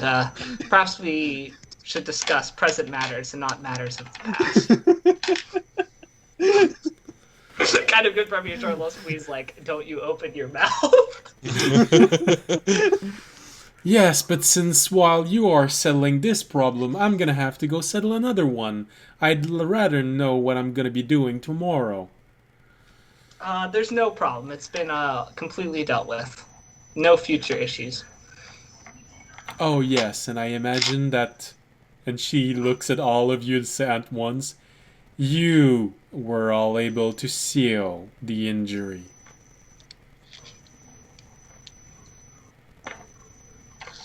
I mean, seal in a sense. We removed what caused the injury. It should seal on its own. okay. Raimi kind of like specifically like the staring and tone of voice. Raimi panic, minor illusions, the tear after the thing was removed. I'll just stare at Raimi very hard. Like, need to stop.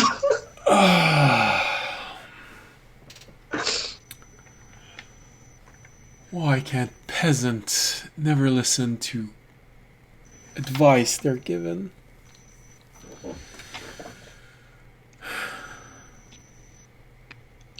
Remy at this point You has don't like dumb it shrunk down his enough. head into his coat.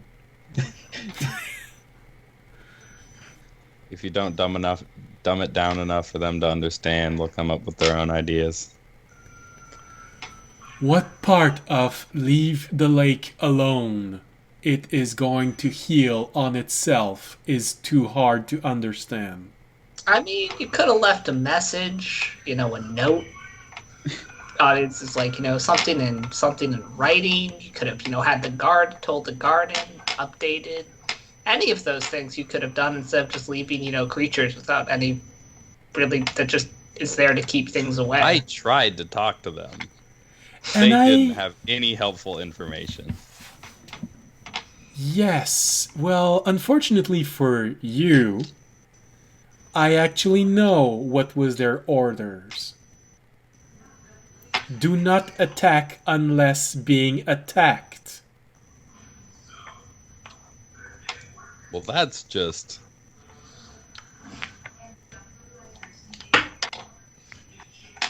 Remy, They took those orders a little far. maybe minor illusions, the wrecked boat.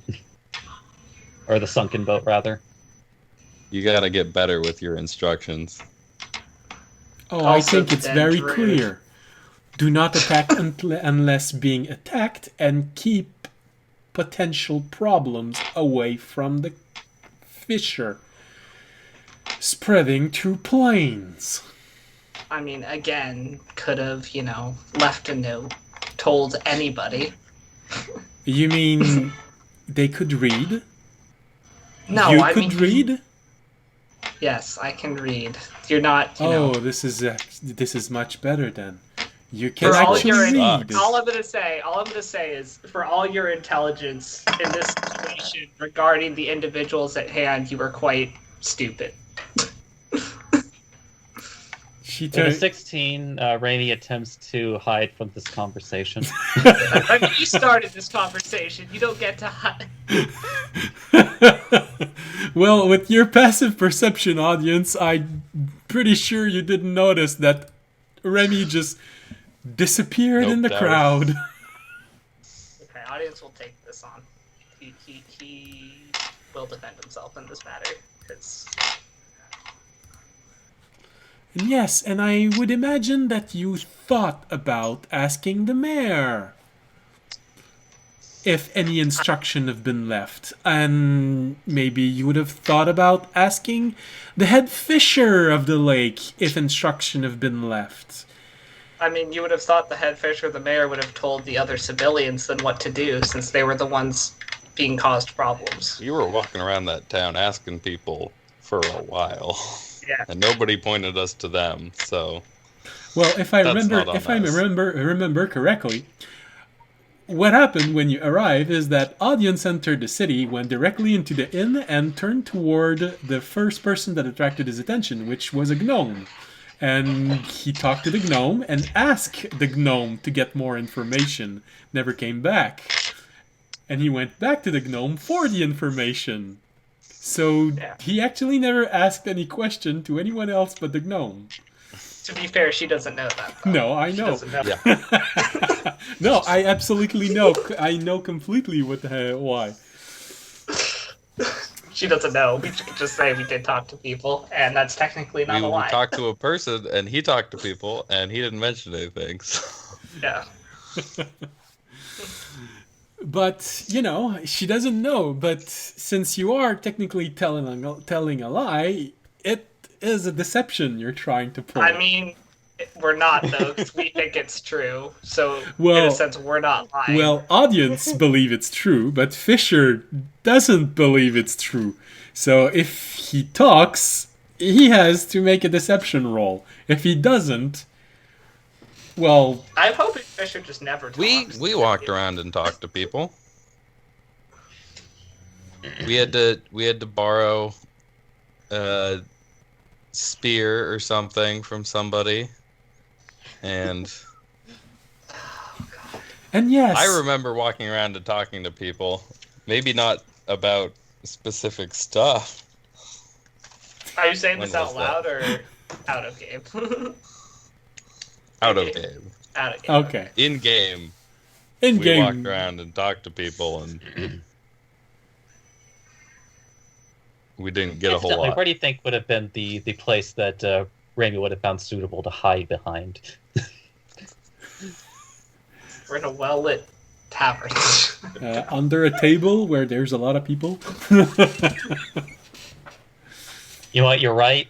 All the legs completely obscuring. Or Amiali, you know, she's wearing black. You just have to take off your coat, and you're almost same color. I mean, you could have at least told Bounty. He would have been smart enough to. And who was that? The rather powerful artificer that lived in the town. There wasn't any artificer when I was there. Remy, how long? Shit, where'd he go?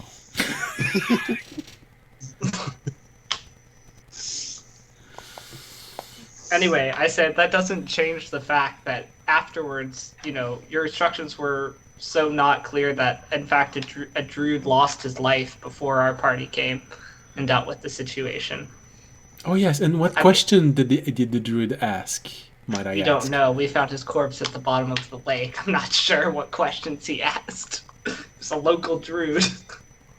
Yes, because they're so very known throughout the world to know a lot about arcane knowledge. I never said they were. My point is that your instructions were bad Yes. enough that it got someone killed. But That's you all I'm actually saying. don't know if the person stopped to ask any question before going in the middle of a lake where a piece of armor from a greater being trying to get back to its own realm left a trace. Well, He talked to some people in the village. Who? I don't remember. I just remember they were like, this druid came in and talked over. He just went to the lake. At this moment, Amial is well, as fascinating as this is to watch, and I really mean that. Maybe we're getting ahead of ourselves, or maybe just straying to the side. Some dumb things happen. Some people did those. We don't know if they're the same people, but the result is nonetheless the same. We have to explore a ruin in the morning, and she turns toward Antasia and says, "You, my dear sister, has to go back to a lake, fix what someone might have done wrong." And I mean, she doesn't have to go back. We told the garden about it. They've dealt with it. There's nothing. It's fine. oh. Well, I'd say Jorg and Remy, you're probably the ones. Remy, are you still paying attention to the conversation? Hold on. Doing a trauma roll here. Okay, so he's still paying attention, Okay. reluctantly, but You have both this moment of recognition because of your passive perception. When audience says, "We told the garden," Antasia reacts to this specific moment. When he says that, he said, "Oh no, this is something I've heard before. You're all from the garden." Yes, Oh, that is correct. well, that changes things.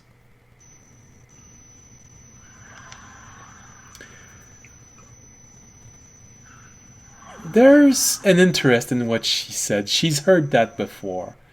But from her reaction, you gather that Amiali never mentioned the garden. to her sister. Probably Albiali should have mentioned that to me on the orb, to not mention the garden if she didn't want it mentioned. Yeah. Would have been something to mention before I got there. God, not on me. She turns to Amiali and says, "Well, Amy, I guess we're gonna have to talk about a few things. Now, won't we?" That is like, time to excuse. Amiali looks at you for a moment, just this moment that you've probably seen in your mother's eyes when you're very young of, why did you do this? But she regains her composure immediately. Well, we still have a few things to talk about for tomorrow. Anyway, the dungeon we're exploring. What's up with that? And as audience brings back the conversation to this point, we're gonna go and take our break for tonight. I feel like the lack of clear communication seems to run in the family. Do you say that out loud? No. Okay. I could so easily see Fisher saying that out loud. I thought about it. Good job, man. Probably will later. Out of earshot. When everyone's back in their room.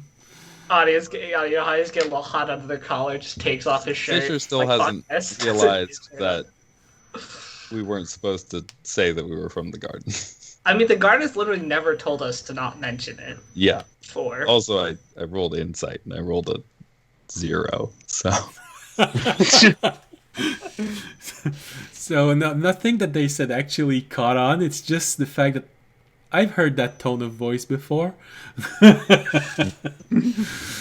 All right, so we're going to take our break. We're going to be back in as close as possible to 10 minutes. So see you all back in 10 minutes. And while we're on break, why not follow us? Take a moment if you like what you're seeing. Just click this little icon. It's going to help us so much. And then after that, you can go to the bathroom, get something to drink, and say hi to Chaotic Calling, who is inside the chat room right now. Well, hey. See you all in 10 minutes. Bye. See you. All right.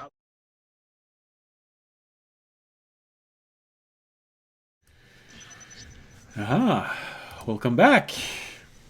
All right, well, as you can see, we're still waiting for 2 people to come back, so we're going to just keep on talking with those who are there.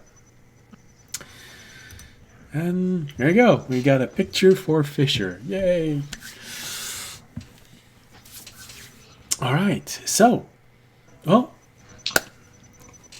just before we left for the break, audience, you had just been looked at by Amiali for mentioning the garden. And you got the impression that, oh, you're the first one to mention this around the table. Right. And Remy, you with your passive perception and... Oh, no one knew we were from the garden. That's always nice to know. But, hey.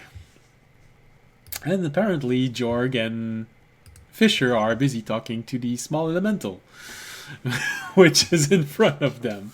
So, audience and Remy,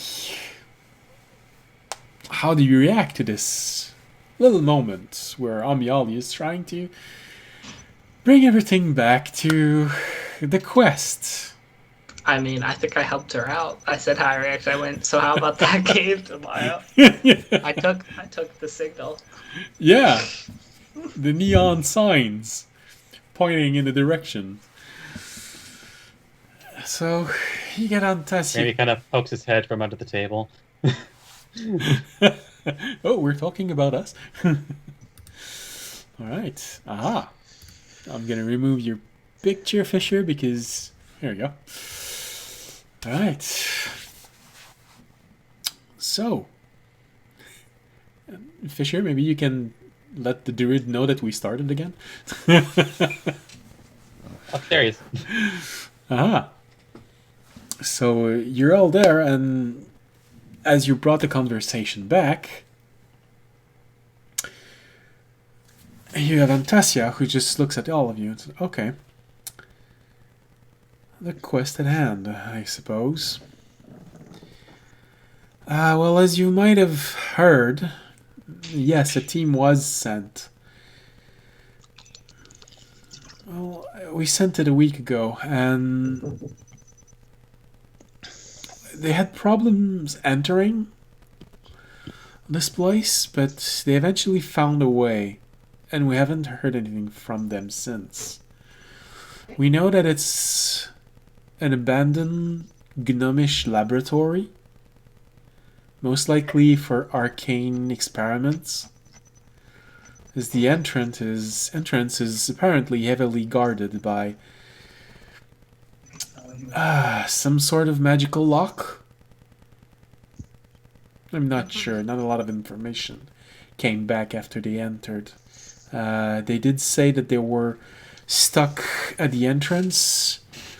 There was a way to enter. If you didn't follow it, you were punished. Did they give the information on how they finally succeeded? No, we just know that they finally managed to enter because there is still one person waiting for them at the entrance. He didn't want to go in. He was just supposed to be there as the observer. He actually is the person who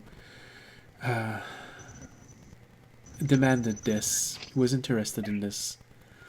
We didn't know that he had contacted the garden.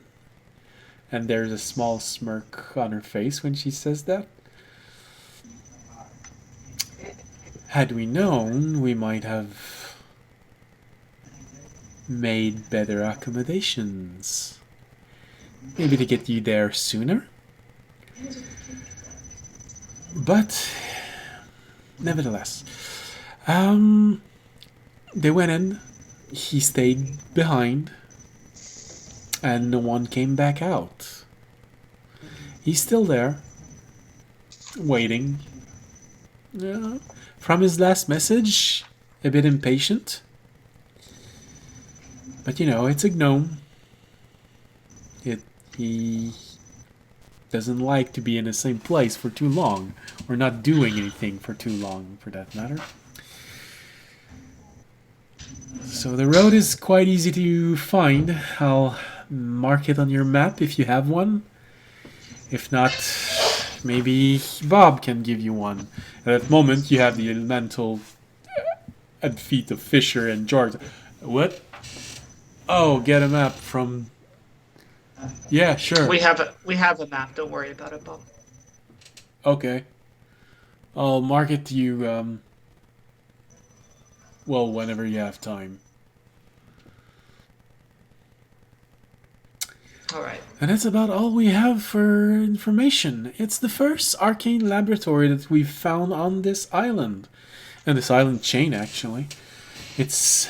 people haven't been here for very long, so it's a bit of an interesting find, especially for a magical academy, which are those sponsoring my travels. Small arcane academy near, closer to Soutien. They actually had dealings with you before. They were very interested in learning more about the garden.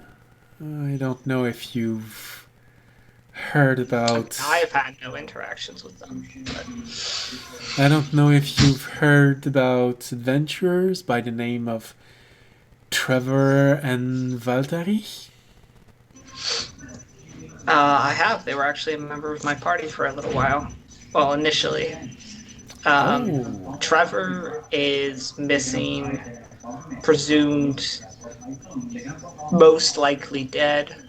And Valtteri is in the garden. She has stopped being an adventurer for the time being, and is just spending her time there. Oh, I know someone Relax. who's gonna be disappointed by this. You get the feeling from the way she said it, she's not disappointed by this, but she finds it very amusing that someone else she knows will be disappointed by this. Ah, yes. So you are one of the person that I wanted to catch up to. Oh, very Yes. interesting. I've been around. Such a small world. Such a small island. Well, I'd be very interested in learning more about the garden. And she looks specifically at you, audience. But Amiali cuts this off and says, well, I would imagine that you'd like to spend more time with family than strangers, especially one who is so much lower in the food chain than you. You get Antasia, who looks at Amiali and says, well, you know me. I like to play in the dirt. She looks back at you, audience. Audience is like, I don't know about this. Audience is like, what have I been told about like mentioning? I've been told like not to like reveal the secrets of the garden, right? Absolutely but, like, not. I'm allowed to talk about it. Absolutely Yeah, not. I'm allowed to You're absolutely allowed to talk to this. But one thing that's all right. So make The only thing they told you not to spill was the stuff about the garden being like on the run or something. no. Yeah. The only That thing you the only thing that they told you not to talk about was what you saw when you tried to remove the piece at the front, at the bottom of the lake. Yeah, I'm allowed to talk about the garden. Okay. But not. All right. So I'd say, and anyone at the table, I'd give you the possibility to do this. Investigation roll. Intelligence if you don't have investigation. go. There we go. Yeah. Nat 1. Sub-0. 12. 12. All right. I got a 9. Remy, did you make one also? I feel like I'm too far away from the conversation to make an investigation. Okay. How far away is this table? Well, I'd say you probably didn't go that far. You just wanted to disappear from the conversation really fast. So you're probably under a table that is adjacent to them. Probably just Okay. behind. Just literally right behind Fisher.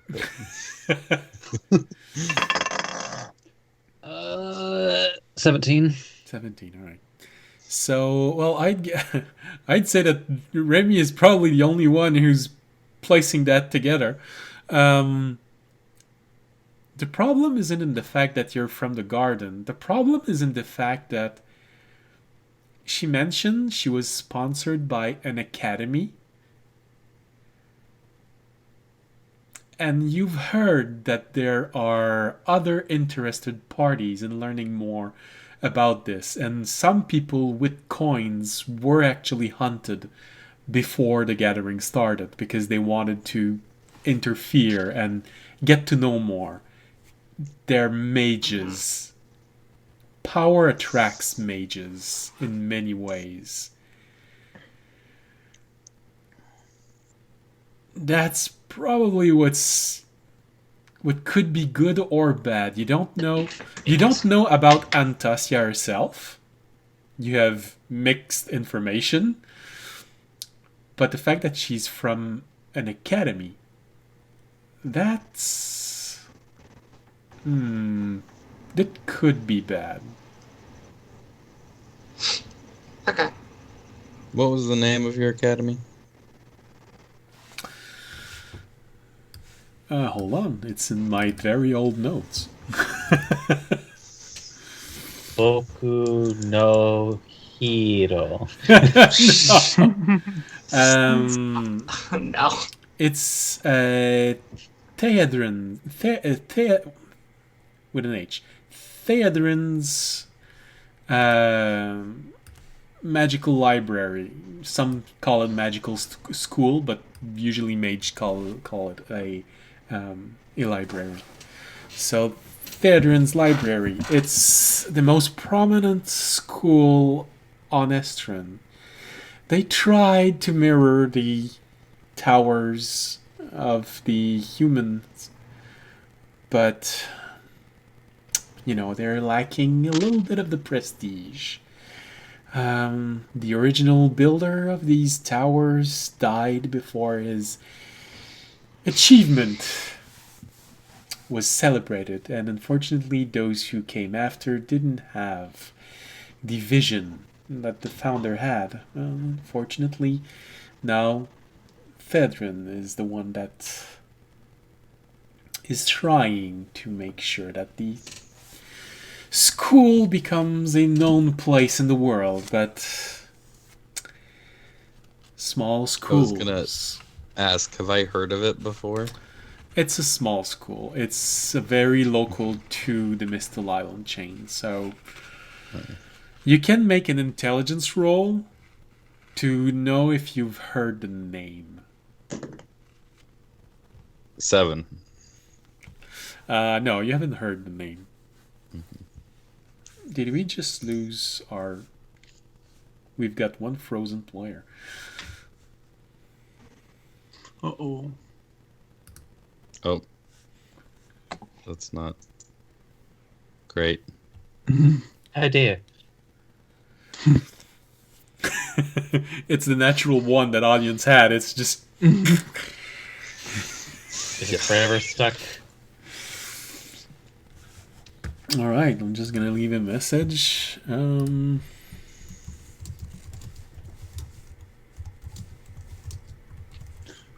weird. Okay. Everybody loves dorm internet. Yeah. He's been complaining about it multiple times. Yeah, well, apparently this first dorm was much better because this one there's more difficulty. Alright. So, yeah, that's... You've never heard of it. You probably gathered that it's because it's just like she said.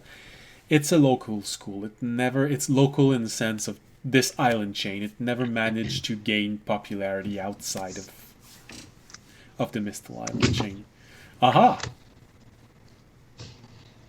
We have blue skies.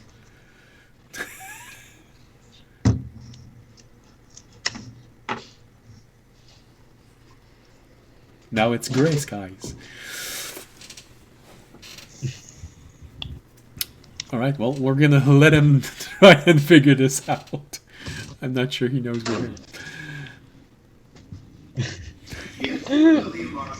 The internet died. I have to plug into Ethernet. Oh, goodness. Alright. Can you even pause this? Yes, please. That could be. I'm sorry. Goodness. Alright. Your camera is too low. We can only see your shirt. I know. Okay, Give that's me good. one second. That's alright. I kind of expected that because this restarted itself. Yeah. I mean, hey, the only thing you can't show on Twitch is nips, so. It's fine. Okay. Alright. I plugged into the Ethernet, so. So, you didn't miss But much. I am also now in the comment room. Oh, okay.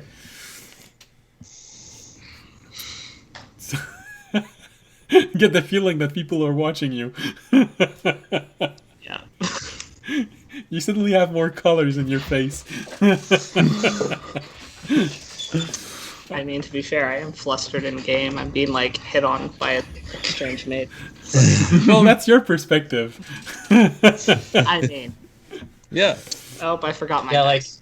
you know what? This is probably a first for audience, but this woman's trying to get close to you for what's in your head.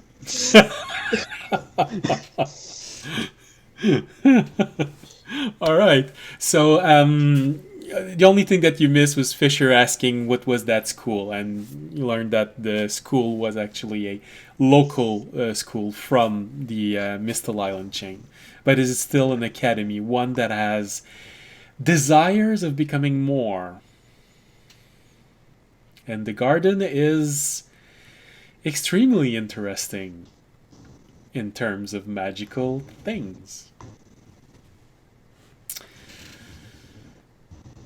So that's what Antasia just finished saying, and how it's a local school with desire to become more.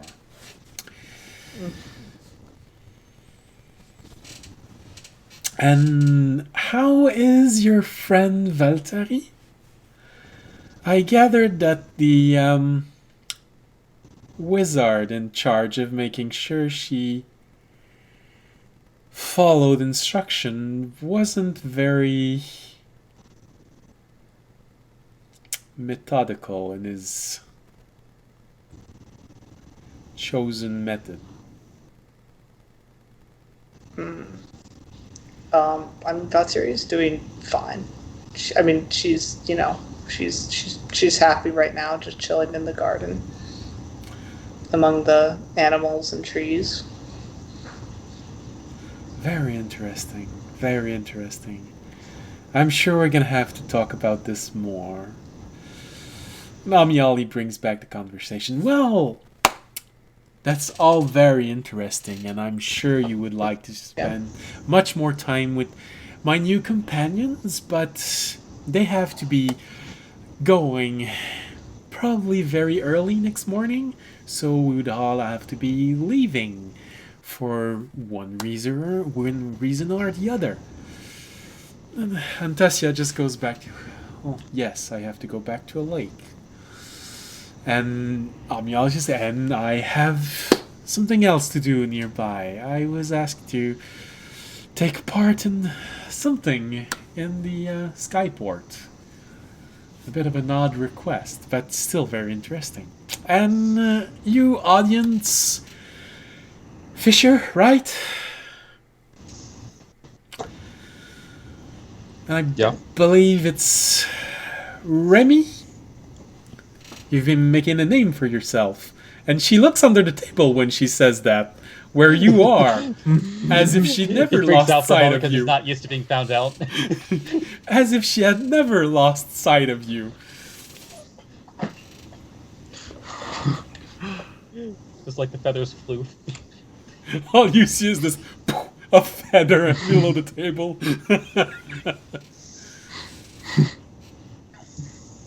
And she turns to you, Jorgen. I'm not sure I know who you are. I've seen you around, but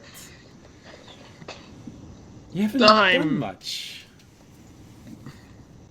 I am from the garden as well. Well, yes, I know. Yeah, figured you would. I'm not used to places like this, though. You'll get used to it in time. I suppose I will. Well, I'm sure you have a lot of things to prepare, and me and my dear sister are going to have a family discussion, and she looks at you, audience, when she says that. So, you'd all best be... I just slightly raised my eyebrow at her, trying to convey the message of, if you don't want something... Nice. No. That's how good. I don't know if you heard that. No, absolutely not. Am I still cutting? Okay, good. Still cutting out. Love that. I basically raise an eyebrow at her, and I'm like, trying to convey the message of, next time you don't want something told, maybe tell me beforehand.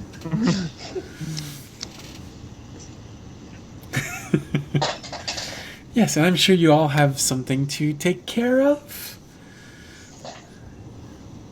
She looks under the table and just, remember, there's a lot of magical wards in here. And she leaves. Another floof. Dragging her sister with her. Leaving you alone in the middle of this very classy inn. Where you suddenly feel nearly naked, so much you're underdressed for the occasion. You're That family needs to work on their communication skills. you say that out loud? Yeah. Well, you hear from the elemental right at your feet saying, "Yeah, I've seen a human have a problem with that." Yeah, you get what I'm talking about, Bob. Yeah. How did you know it was my name? Audience. She said it out loud. Okay. Well, it happens. Sometimes I don't realize it, and I say it. A lot of stuff goes over your head. Yeah.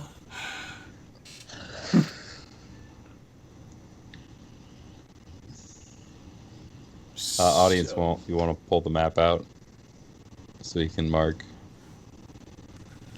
Or Yes. did you already do that? I mean, I can. If you guys can hear me.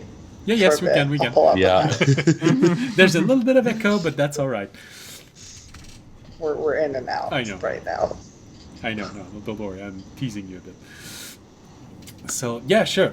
Take the map, roll it out, and it's just there. And he Sorry, I seem to have a little bit of a hiccup.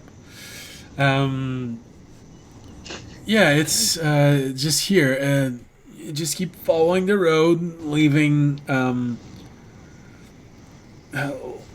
little bit to I think you call that north, but northwest.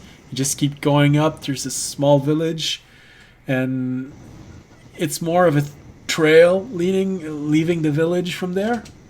You just keep going on that trail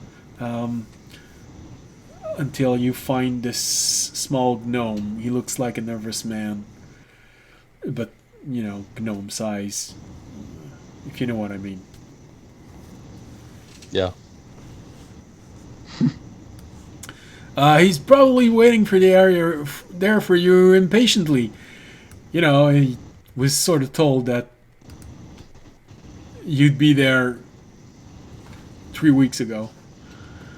Has he just been there for 3 weeks, just waiting outside the door? Well, like Antasia said, they got bored at one point and they sent in a team, and they got stuck at the entrance.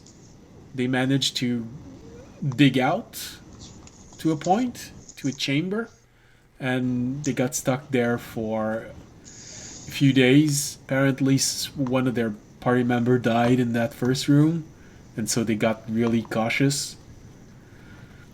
And then the next morning,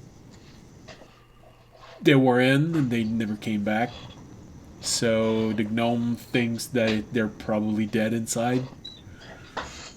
So you were supposed to be team 1, and then you didn't show up, so they took a second team, and now since they're not coming back out, you're the third team,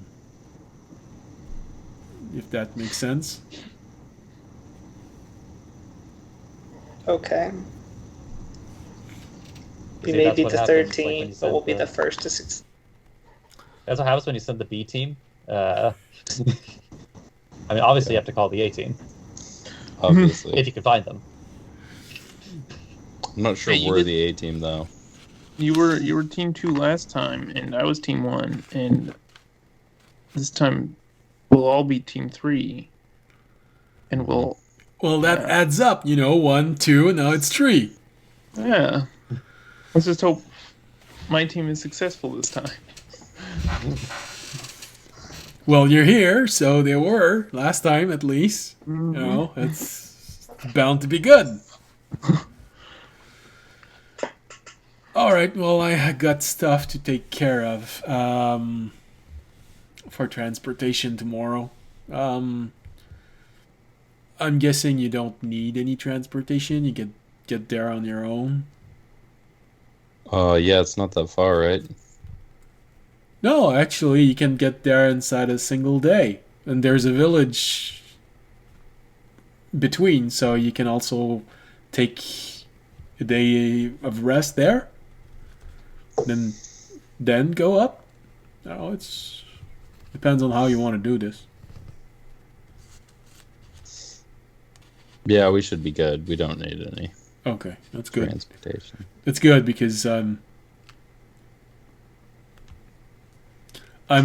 guessing that tomorrow they're not gonna want to have a lot of company. Are they also going?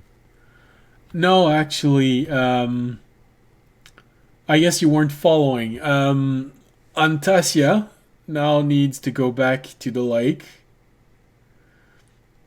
because you did something there and you weren't supposed to. And Amiali is going up to the skyport. So neither of them is going your way. So then why would... Never mind, that's not important. Oh, good. You hear a sigh of relief from under the table. You see a black feather.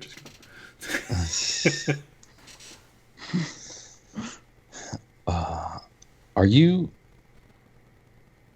like her familiar or something? Or like... Well, I'm familiar with her, but, I'm... Okay, I'm guessing Oh. that's not what you meant. I don't know, it just seems not No. super normal to have a earth elemental walk around with you all the time. Oh. Especially one that can speak. He can speak common, right? Yeah, no, he Yeah. speaks on. Well, first time I got here, I didn't speak your language. I had to learn it. Took time. But I How long did. have you been here?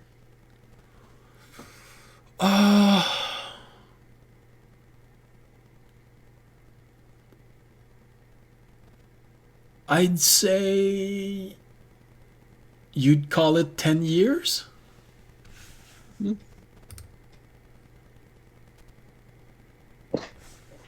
Kind of cool.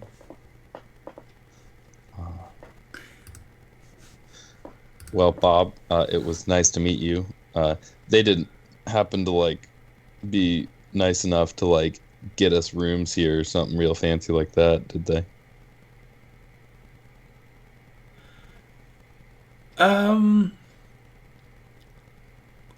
I don't think so, since they're not staying here. Then why did we meet here?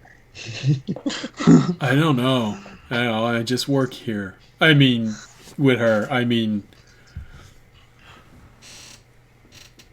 Fair enough. I'm a traveling companion, if that's what you meant by familiar. I'm not like cats that wizard summons. Cats, owls, toads, and stuff like that. I'm not something like that. But I'm also not tied to her. I could go back if I wanted to. I just don't feel like I need to. He's her Pikachu. Uh-huh. Fair enough, I guess. Yeah, I guess then if they aren't staying here, where are they staying? Oh, Antasia is going back to her Vardo. It's very useful to sleep in. It's roomier in the inside than the outside. I don't know where Amiali is going, but I know that she's not staying here. It's more fancy than she needs to. Antasi is going to where? Oh, the school lent her a Vardo. It's one of those covered wagon, all made of wood. It's not cloth that's on top of it. It's just a wagon, but inside there's everything you need to live in. There's a bed, there's a table. She also has a small laboratory, place to store things. So it's a house in a wagon. Oh yeah, you can call it that. It's a bit small for a house. Where do you have to park that somewhere? Oh yeah, she just leaves it outside. It's well defended, It's you'd have to be really stupid to try and break in. Fair enough. And when I'm Well- there, it's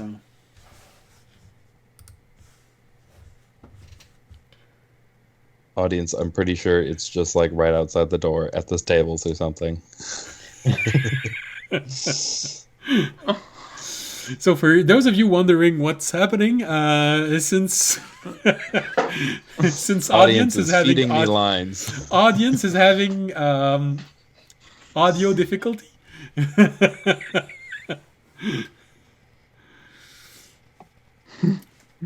So he wants to know where Antasia is going to be because he wants to talk to her in private.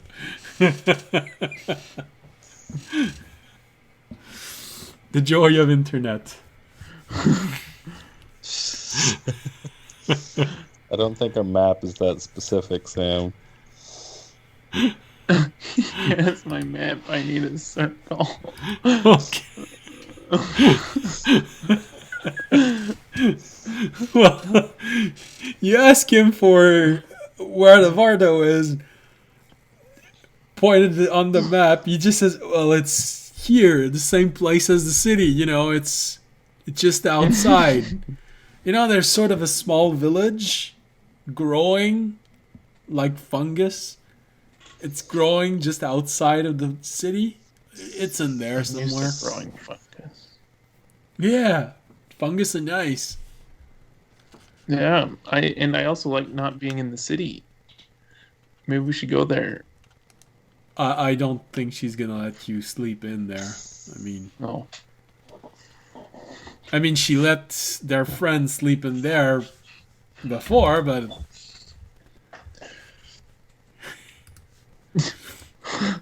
audience looks very excited about all of this.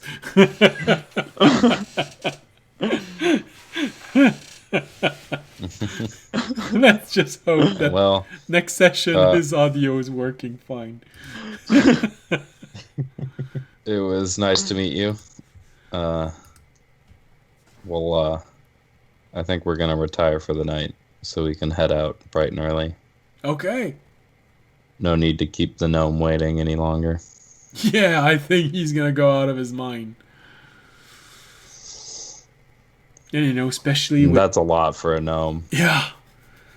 Especially with everything that's been going on around these days. There's this cult that keeps harassing people everywhere. I bet he's thinking about Have they that been also. harassing you guys? Oh, they tried. Mm-hmm. Well, I'm sure you've heard about the expression, killing two birds with one stone. Are you that stone? Well, they weren't birds, but yeah.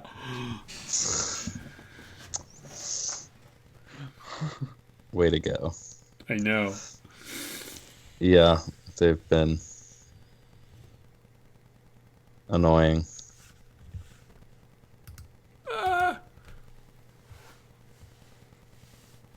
Nuisance, maybe? But annoying? I don't know.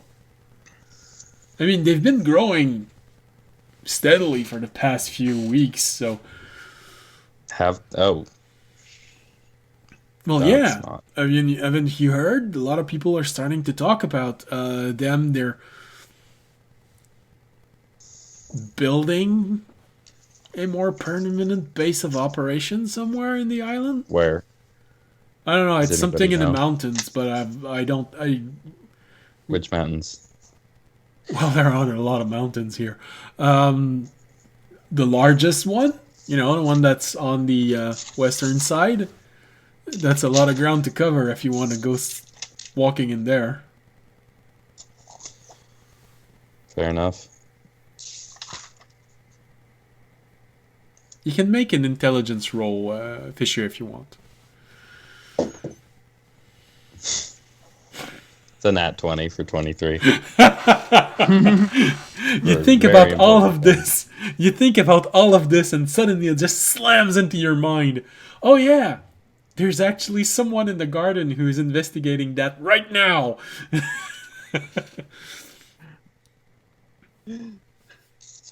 One of audience's many interests.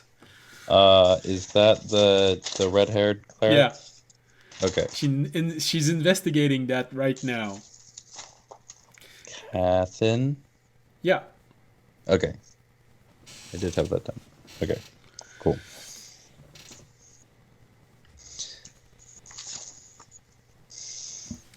Do they know it's about the hunter cult? Who? Or Catherine?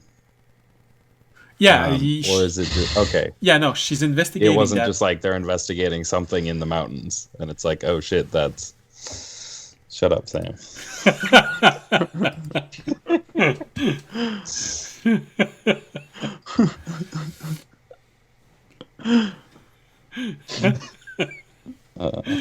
Man, that's really too bad, everyone. Sam is having so much fun right now.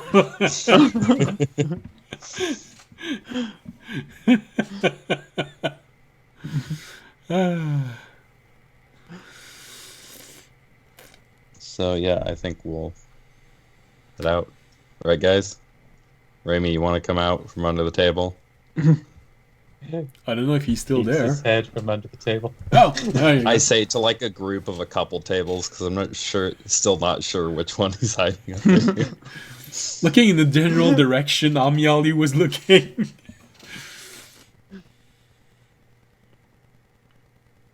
It was eventually just like his head peeks out, looks left, looks right, makes sure that she's not there anymore, and then like comes out from under the table. Right, so you like being under tables, huh? Well, I've seen people do weirder stuff, so... So I'll leave you to your things. I'm pretty sure you have a lot to settle. I'm gonna go back to the Vardo, make sure that everything is prepared for our departure next morning. So, see you all next time. I've got a weird feeling we're gonna see each other again in the future. If she decides to use water elementals again, remind her to give them better instructions that don't lead to people dying. Yeah, well, I'm a bit more on her side. I think the instructions were pretty clear, but apparently the smarter you get, the harder it is to understand clear information, like go there and you find those same people not there. It happens often. You gotta idiot-proof stuff, especially when it comes to life and death stuff. You see the elemental when you say you got to idiot-proof stuff. You see the elemental look at all of you and raise a stony eyebrow. Yeah, I'll pass the message along.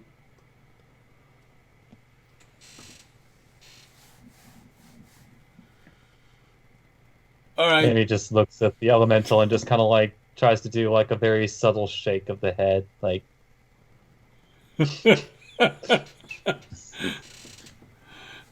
Does a 9 insight let me realize that he thought we were talking about us?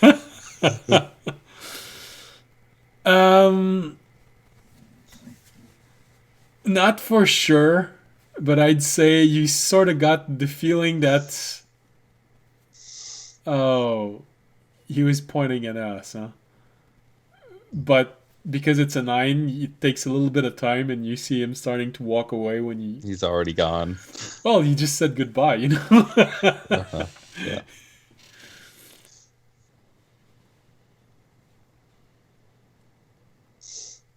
Yeah, and I guess then we'll start heading out of the super rich part of the city.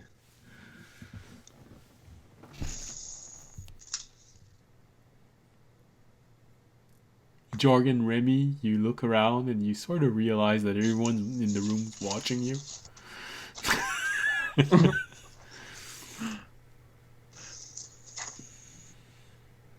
feel like there's a lot of attention on you. Oh. Remy kind of darts out. Yeah. What y'all I'm looking at? Go back to your fancy stuff. You say that, and because of your stone face, you get a lot of people who just look at. Go back to their stuff. I'm pretty scruffy looking, so I imagine I don't fit in. Well, None of us fit in here. yeah, that's just, The only thing that fits in here is large bags of money, which some of us have. Uh-huh. well, one of you and has. once again, I will point out that Remy has a very fancy coat that he's very proud of. I think, if I remember correctly, your own description was that it was gaudy. Yeah, exactly. Yeah, Okay. to Remy, it's very pretty. Fair enough. It's a question of perspective.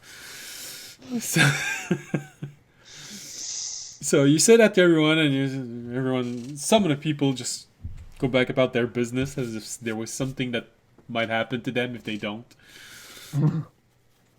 But a lot of people are still just watching you. You get the impression that there's also not just noble, but people, important people. Like one of them looks like a very prominent, most likely wizard.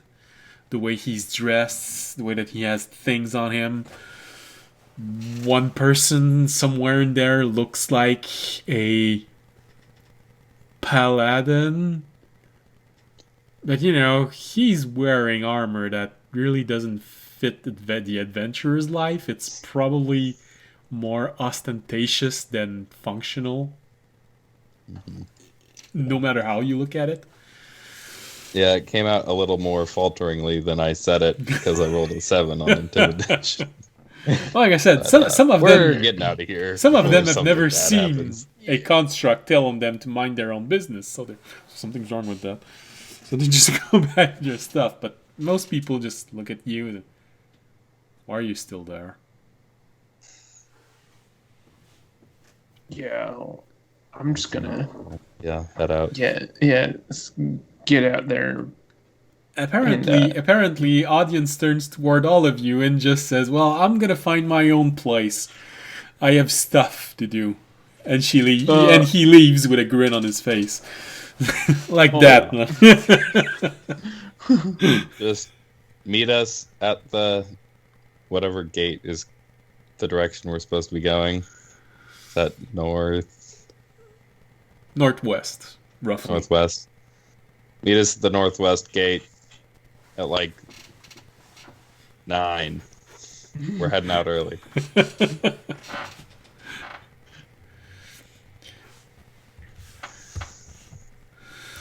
So, audience, go on his way. Going where I believe, where he thinks that Bob went. He's on a mission. And so, Jorg, Fisher, and Remy, where are you going for the rest of the evening?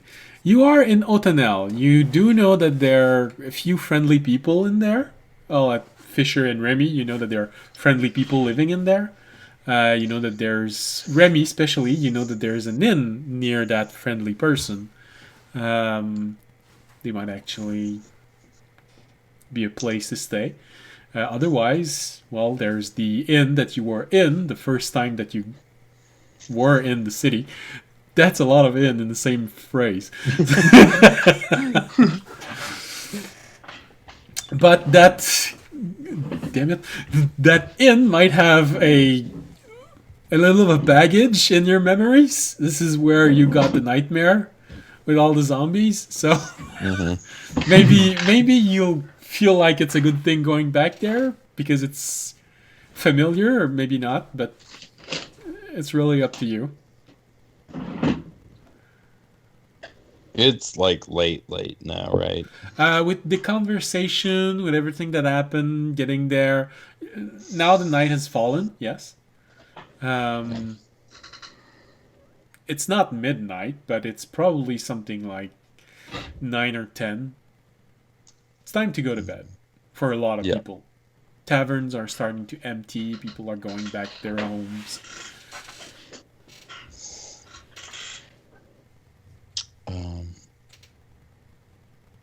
Was there a inn somewhere next to... What's her name? It's in here somewhere. Maybe.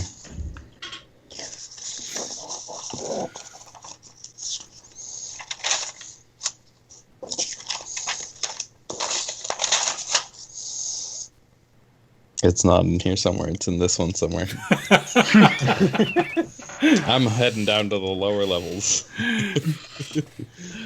I imagine you're trying to say to where Iselina is working. Yes, that person. Thank you. Yeah. Okay. You said there was an inn near people we knew. That's the only nice person we know here, other than Civ. But I don't know if he's. Don't remember if he's still here. Yeah. Okay. Yeah, no problem. Actually, I'd say, is this something that you say to the group, or that you just ask to yourself in your mind? I guess I'd ask Remy, kind of, because I know he ran into her last time we were here. Do you know of an inn by Iselina's place? So we don't have to stay in the literal nightmare inn again. Remy nods. Why don't we go there? Probably even minor illusions the front face of the inn. Sound good? Sounds good to me. I don't know. Unless Jorg, would you rather sleep in the woods? What do you do? I would, but that's probably a ways out, and I don't think it's worth walking all the way out the city for that. Fair enough. I'm not finding an inn. Right, then we will head there. Right. So, you make your way to the lowest part of the city. Not outside of the wall, but still inside of the wall, near where Iselina is working. Of course, at this hour, the door is locked and closed. I should have said close and lock, because... but if it was locked and then closed, it would still be open. Yeah, that's... Because it can't close properly. So you go back to the... Depends on how old the locks are. Yeah, yeah. With gnomes, you never know. So you go back to the lower tier of the city and find where she works during the day. And close enough from there is actually an inn there. And looks like the image that Remy keeps showing you as you're walking. Get in there. It's a small inn. Get the feeling that it's the inn for the common folk living in this tier of the city. It feels a bit more usual to what you get when you're inside of a village or a town. You get greeted by a very nice human at the counter just looks at you and, oh, well, you're a bit late in the evening, but I guess you can all sit. We still have a few left over in the kitchen if you want something to eat. Otherwise, there's more than enough room for. He looks at the three of you. Is two of you?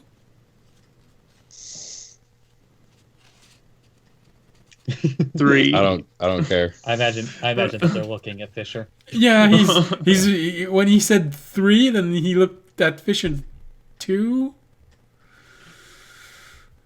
Okay, Let's go with 3. three. All right. More articulate. So all right. All right. So no problem. Here we go.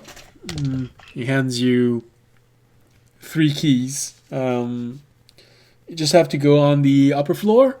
It looks like there is a small room that's you'd expect would be for more communal lodging, but actually it's from the inn before. I just transformed this upper floor into something a little bit more private. There used to be bunk beds there, but I just transformed the central area in sort of a small lounge if you want some privacy. You each have your own room around there, so just go on the second floor and you can have privacy if you want to talk about things. I know that, and he looks at how you're all dressed. You know, I know that adventurers usually are staying in these cities only for a few days at a time. So, if you need to talk, there's not a lot of people right now. So, but Appreciate it. Could I also just get just a little bit of meat? yeah, sure.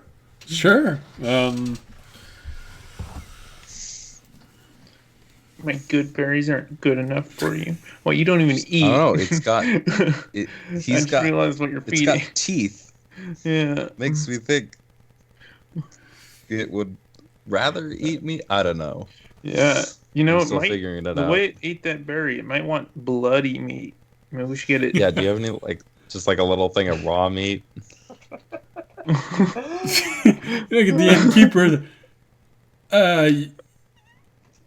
Sure.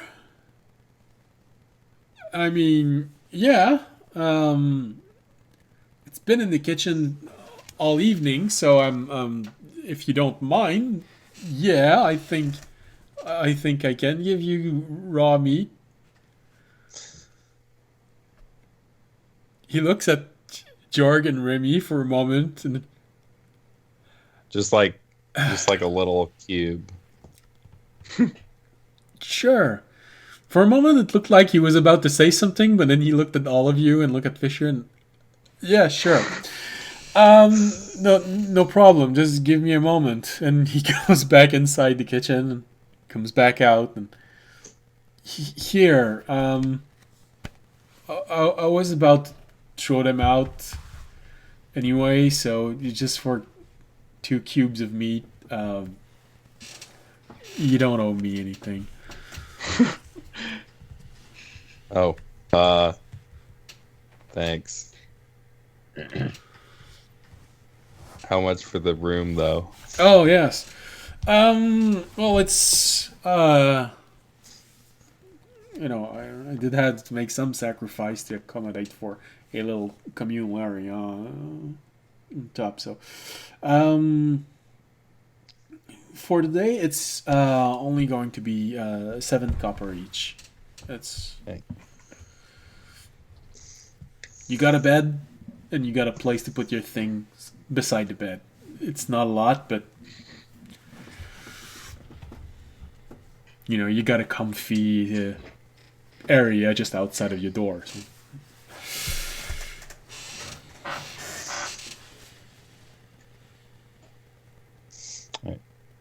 Thanks, and then I'll head up there.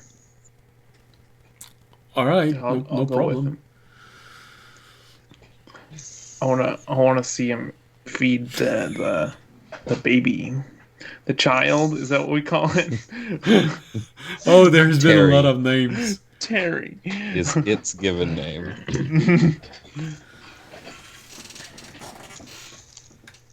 All right, Remy, you follow? Ray blinks, but he does follow. All right. Gotta, gotta, I think there are certain things that that maybe Randy realized, but Fisher hasn't. But anyway,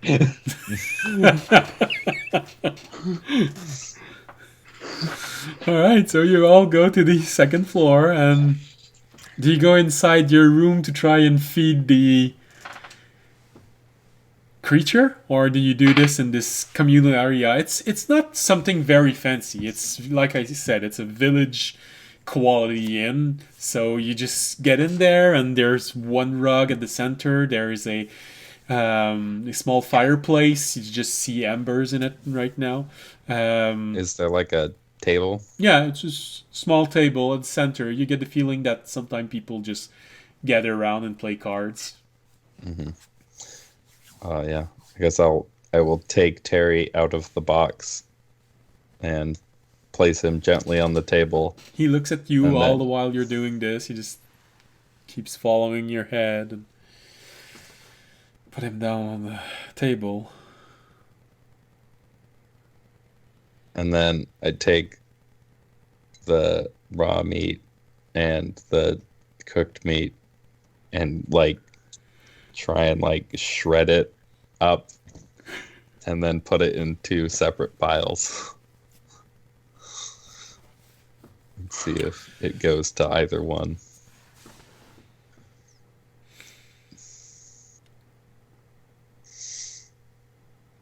It looks at the two piles.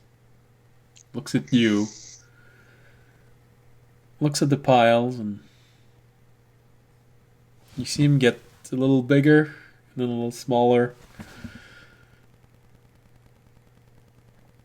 And then he just goes to the pile that the meat is raw, but he just slides in the middle of it, and you notice that the juices of the meat just seems to be starting to disappear. The one that, since you just took probably a small dagger and just started to cut it up, there's a little bit of juice that comes out of the meat. It wasn't completely dried off. It wasn't jerky. So there's a little bit of blood that falls, and he just goes on top of it and starts soaking it up like a sponge. Just We need something living. How was that? Was that good? Was that bad? Give me something. Randy, once again, minor illusions, the lemonade. Oh, okay. I think you might be onto something. But He looks at you, and then he sees Remy minor illusioning the lemonade, and you sort of see him just start moving, and then he stops. He looks at Remy, he looks at Tuk, and he looks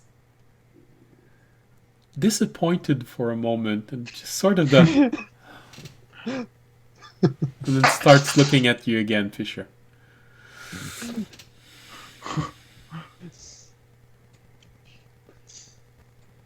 I'll be back.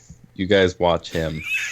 And I go back downstairs and I ask for just like a mug. Yeah. Man, this guy having some weird requests tonight. And if they have any juice.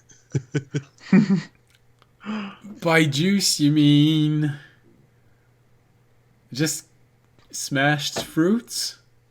Yeah. You'd have to make it. Sure. So, are ripe mistleberry okay?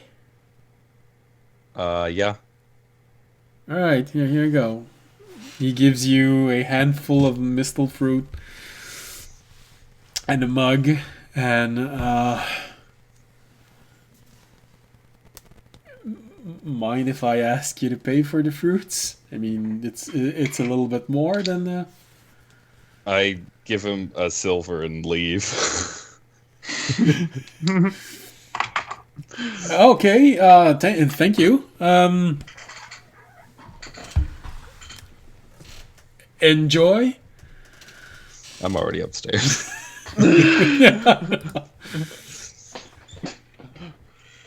Yeah, no, he's okay. And then I'm gonna smash up the berries in the mug and then put Terry in there.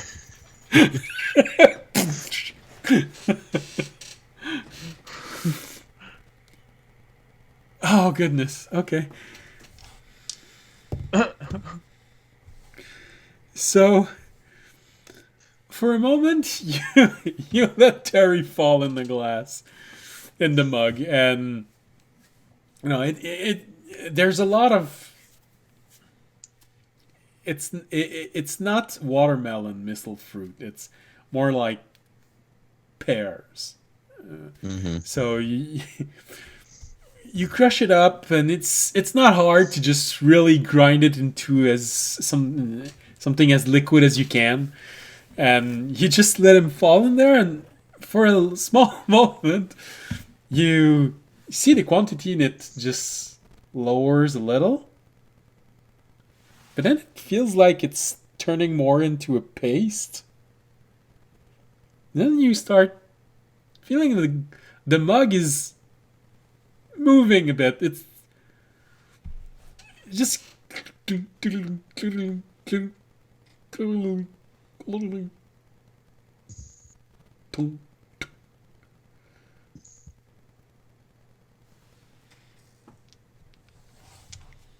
Is he like squishing it more? make an insight roll. That's a nat 20 -1. Good lord.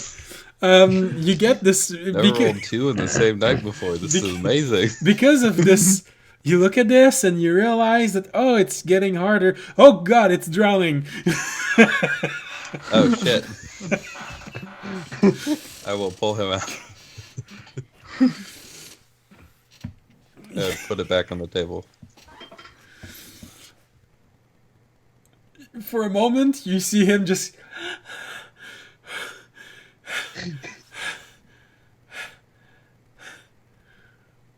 And he starts looking at you again.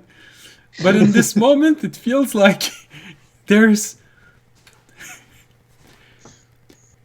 intelligence in that look. Because it feels like, for a brief moment, you can swear you can hear, "Why?"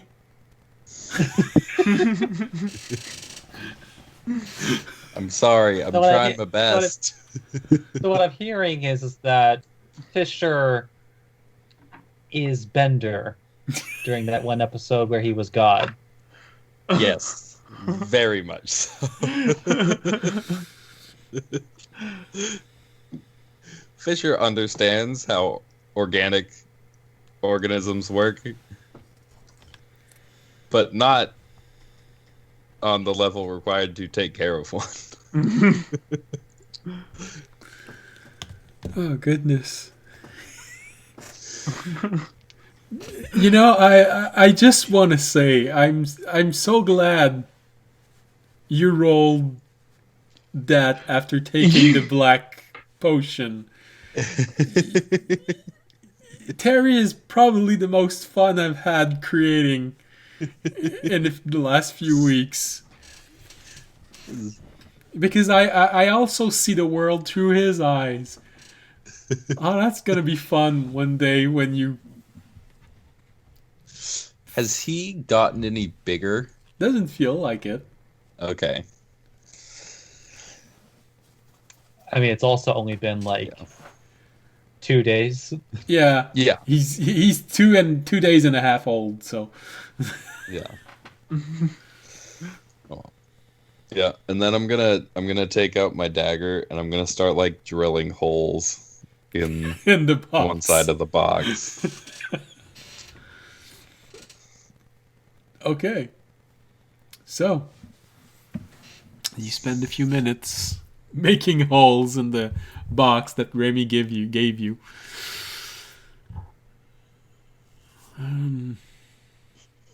All the while, Terry is looking at you.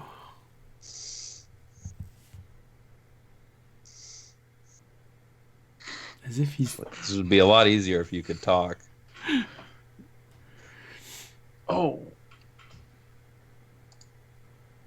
I don't think I've got.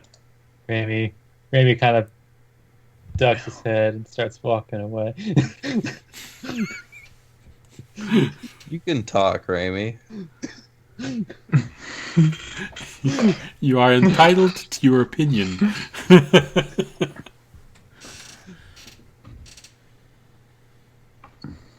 You just keep going. I mean, he actually does end up going into his room. Okay. So Remy enters Oh. his room.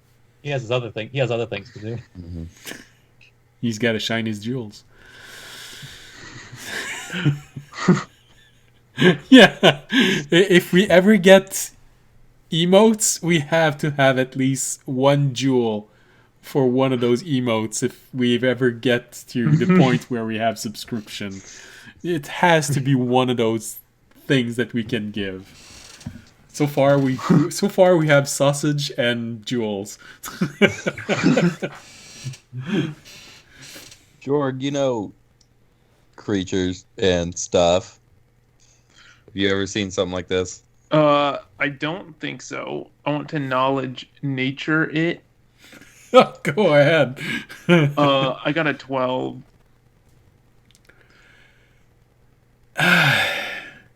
It's a bit baffling, you know. It's sort of a mishmash of a worm and a maggot.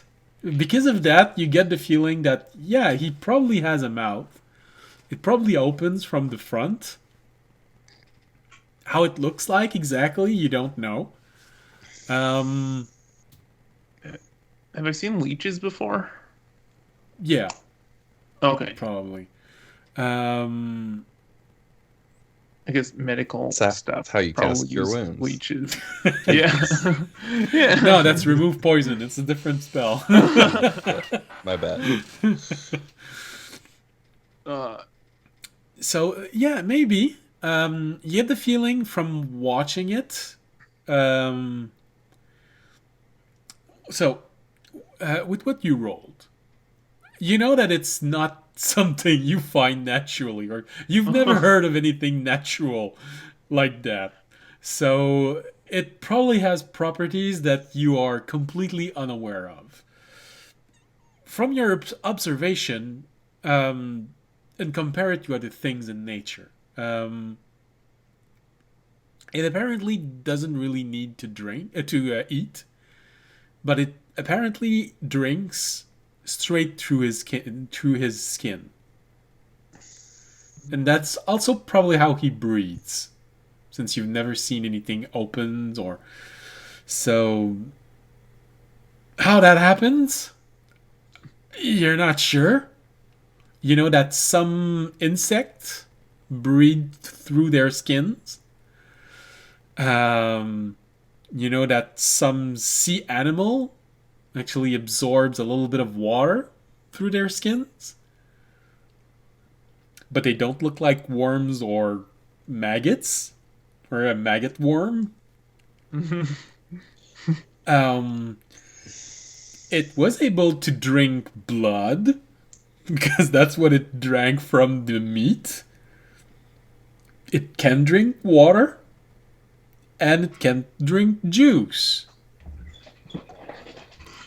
And apparently it really needs to breathe, because it almost suffocated and drowned in fruit pulp.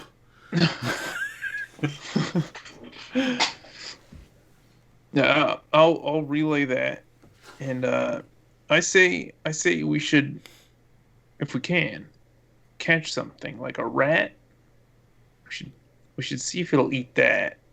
I would. I feel like a rat would eat it. It's not very big. Well, it wouldn't eat the rat, but like a leech, it might drink the rat's blood. And having used leeches for bloodletting before, Well, you have magic, even for you. Using bloodletting is a little having bloodletting is probably seen it. really barbaric for you.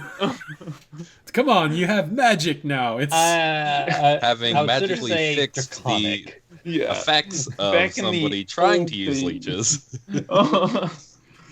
You remember in I know history, in the very beginning when there wasn't a lot of gods answering the prayers of those who survived the shattering, they reverted to that, but it's been several thousand years since we don't use that in that way. I've heard of bloodletting as ancient healing, but I don't really want to test it on myself. But I've thought about it. Also, tonight I'll prepare my speak with animals and see if I can get some information out of it. Okay. That would be, yeah. Yeah, and then we'll see if this is an animal. I don't even know that for sure. It's a little weird. If audience wasn't in such a hurry, I probably would have been able to figure that out before we left. Yeah. But he's got his own stuff to do, apparently. Yeah. He really wants to talk to Bob.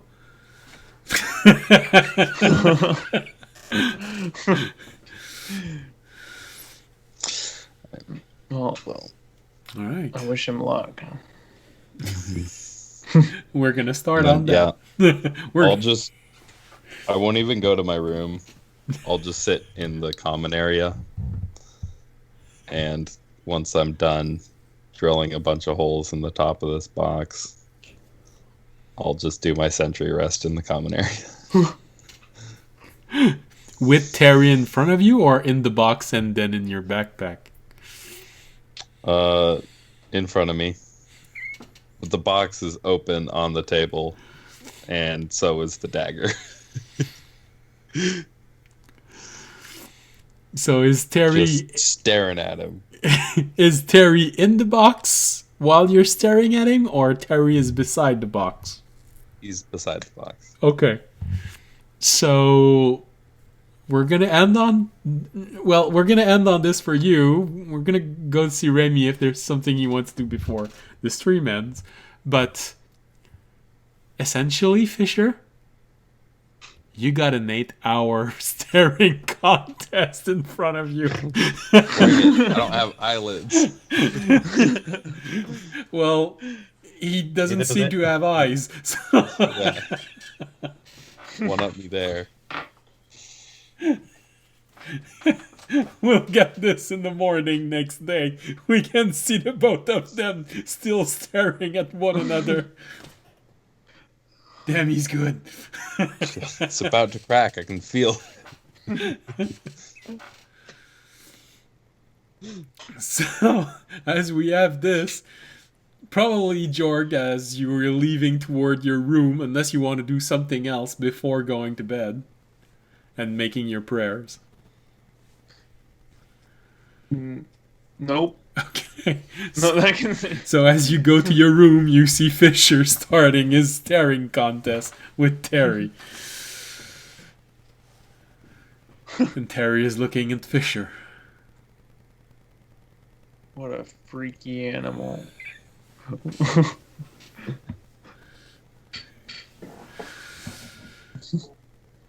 Remy, in your room, you can hear Jorg going back to his room. Then you hear Fisher just... Then it stops.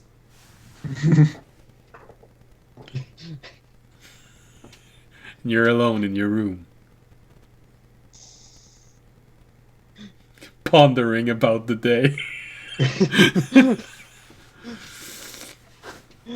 Oh god. Ravi just decides that if he's not hearing anything, then that probably means he's not trying anything. Start to think that Fisher needs supervision while taking care of his child. It's 100% true. So, what do you do? He locks his door, and then he produces the pouches that he stole. Okay. So, there's, if I remember correctly, there's a total of 2 small pouches and 1 obviously packed coin pouch and a ring. Yes, and a ring. The ring, as far as you can tell, without taking time to see if there's magic around it, it's just a very pretty ring. There's a small gem attached to it, and it seems to be made out of gold. You even scratched the surface a little bit just to make sure that it's actually gold all the way through, and yes, it is. So, could probably fetch an interesting price. Not incredibly big price, but you'd say it's something that would probably sell within the 10, 25 golds, you know. For a peasant, it's a year worth of salary, but for a noble, it's just, oh, it's a nice ring. Look, I have money. I mean, I think he'd identify it just in case, but it would probably come back negative. So, I'm assuming. As you identify it, you sort of notice the yeah, it's someone who just wants to impress people. It's magical. That's it. It doesn't have any property. It's just magical. It's really just made for people to, look, I have a magical ring, and it costs a lot.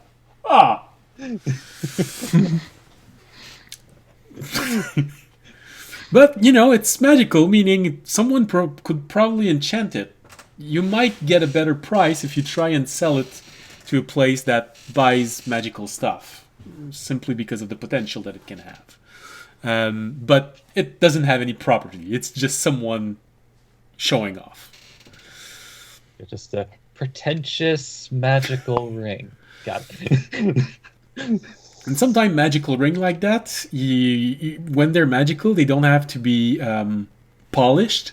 So it's sort of an easy way to see them. It's just, oh, yeah, you know, I can throw it in the fire and it's not going to damage. Ha!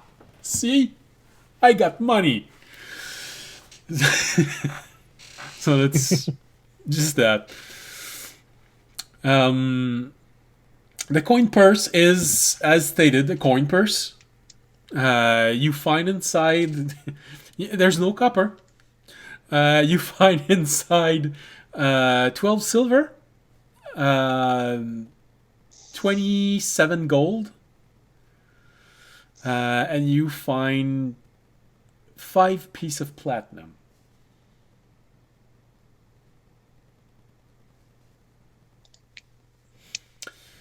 The 2 smaller bags. One of them, again, looks like a bag with some sort of spice in it.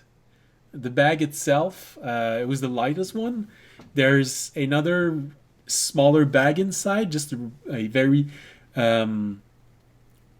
thin sort of sheet around it, just to maintain all of this spice together, so that it doesn't just get stuck inside of the corners of where there's a seam on the pouch. So it's just a small bag of spices. You're not sure which one it is.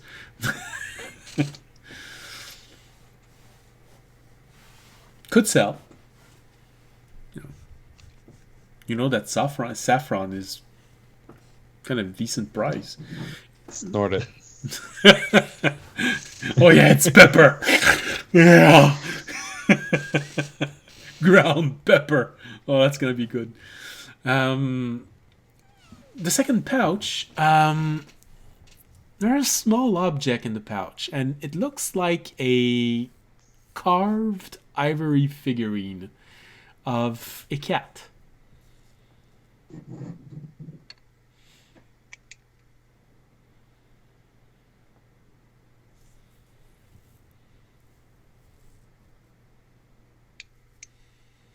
Hmm.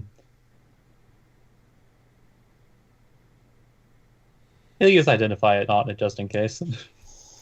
There's no magic. It's really just a very beautifully carved in ivory cat.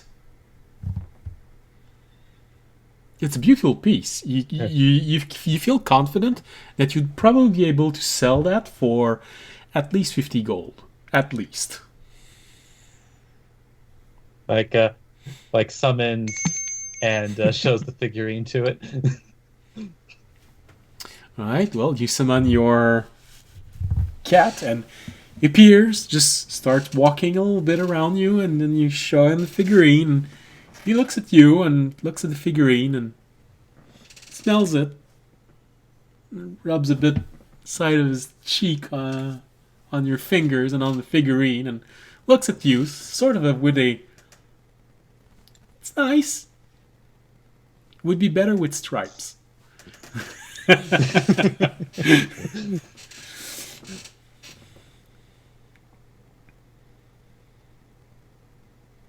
Yeah, Randy now feeling better about himself after that unfortunate social encounter.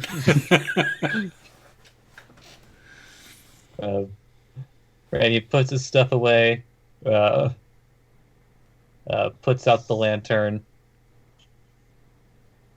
fills it up, and then cuddles with his familiar for the evening. All right.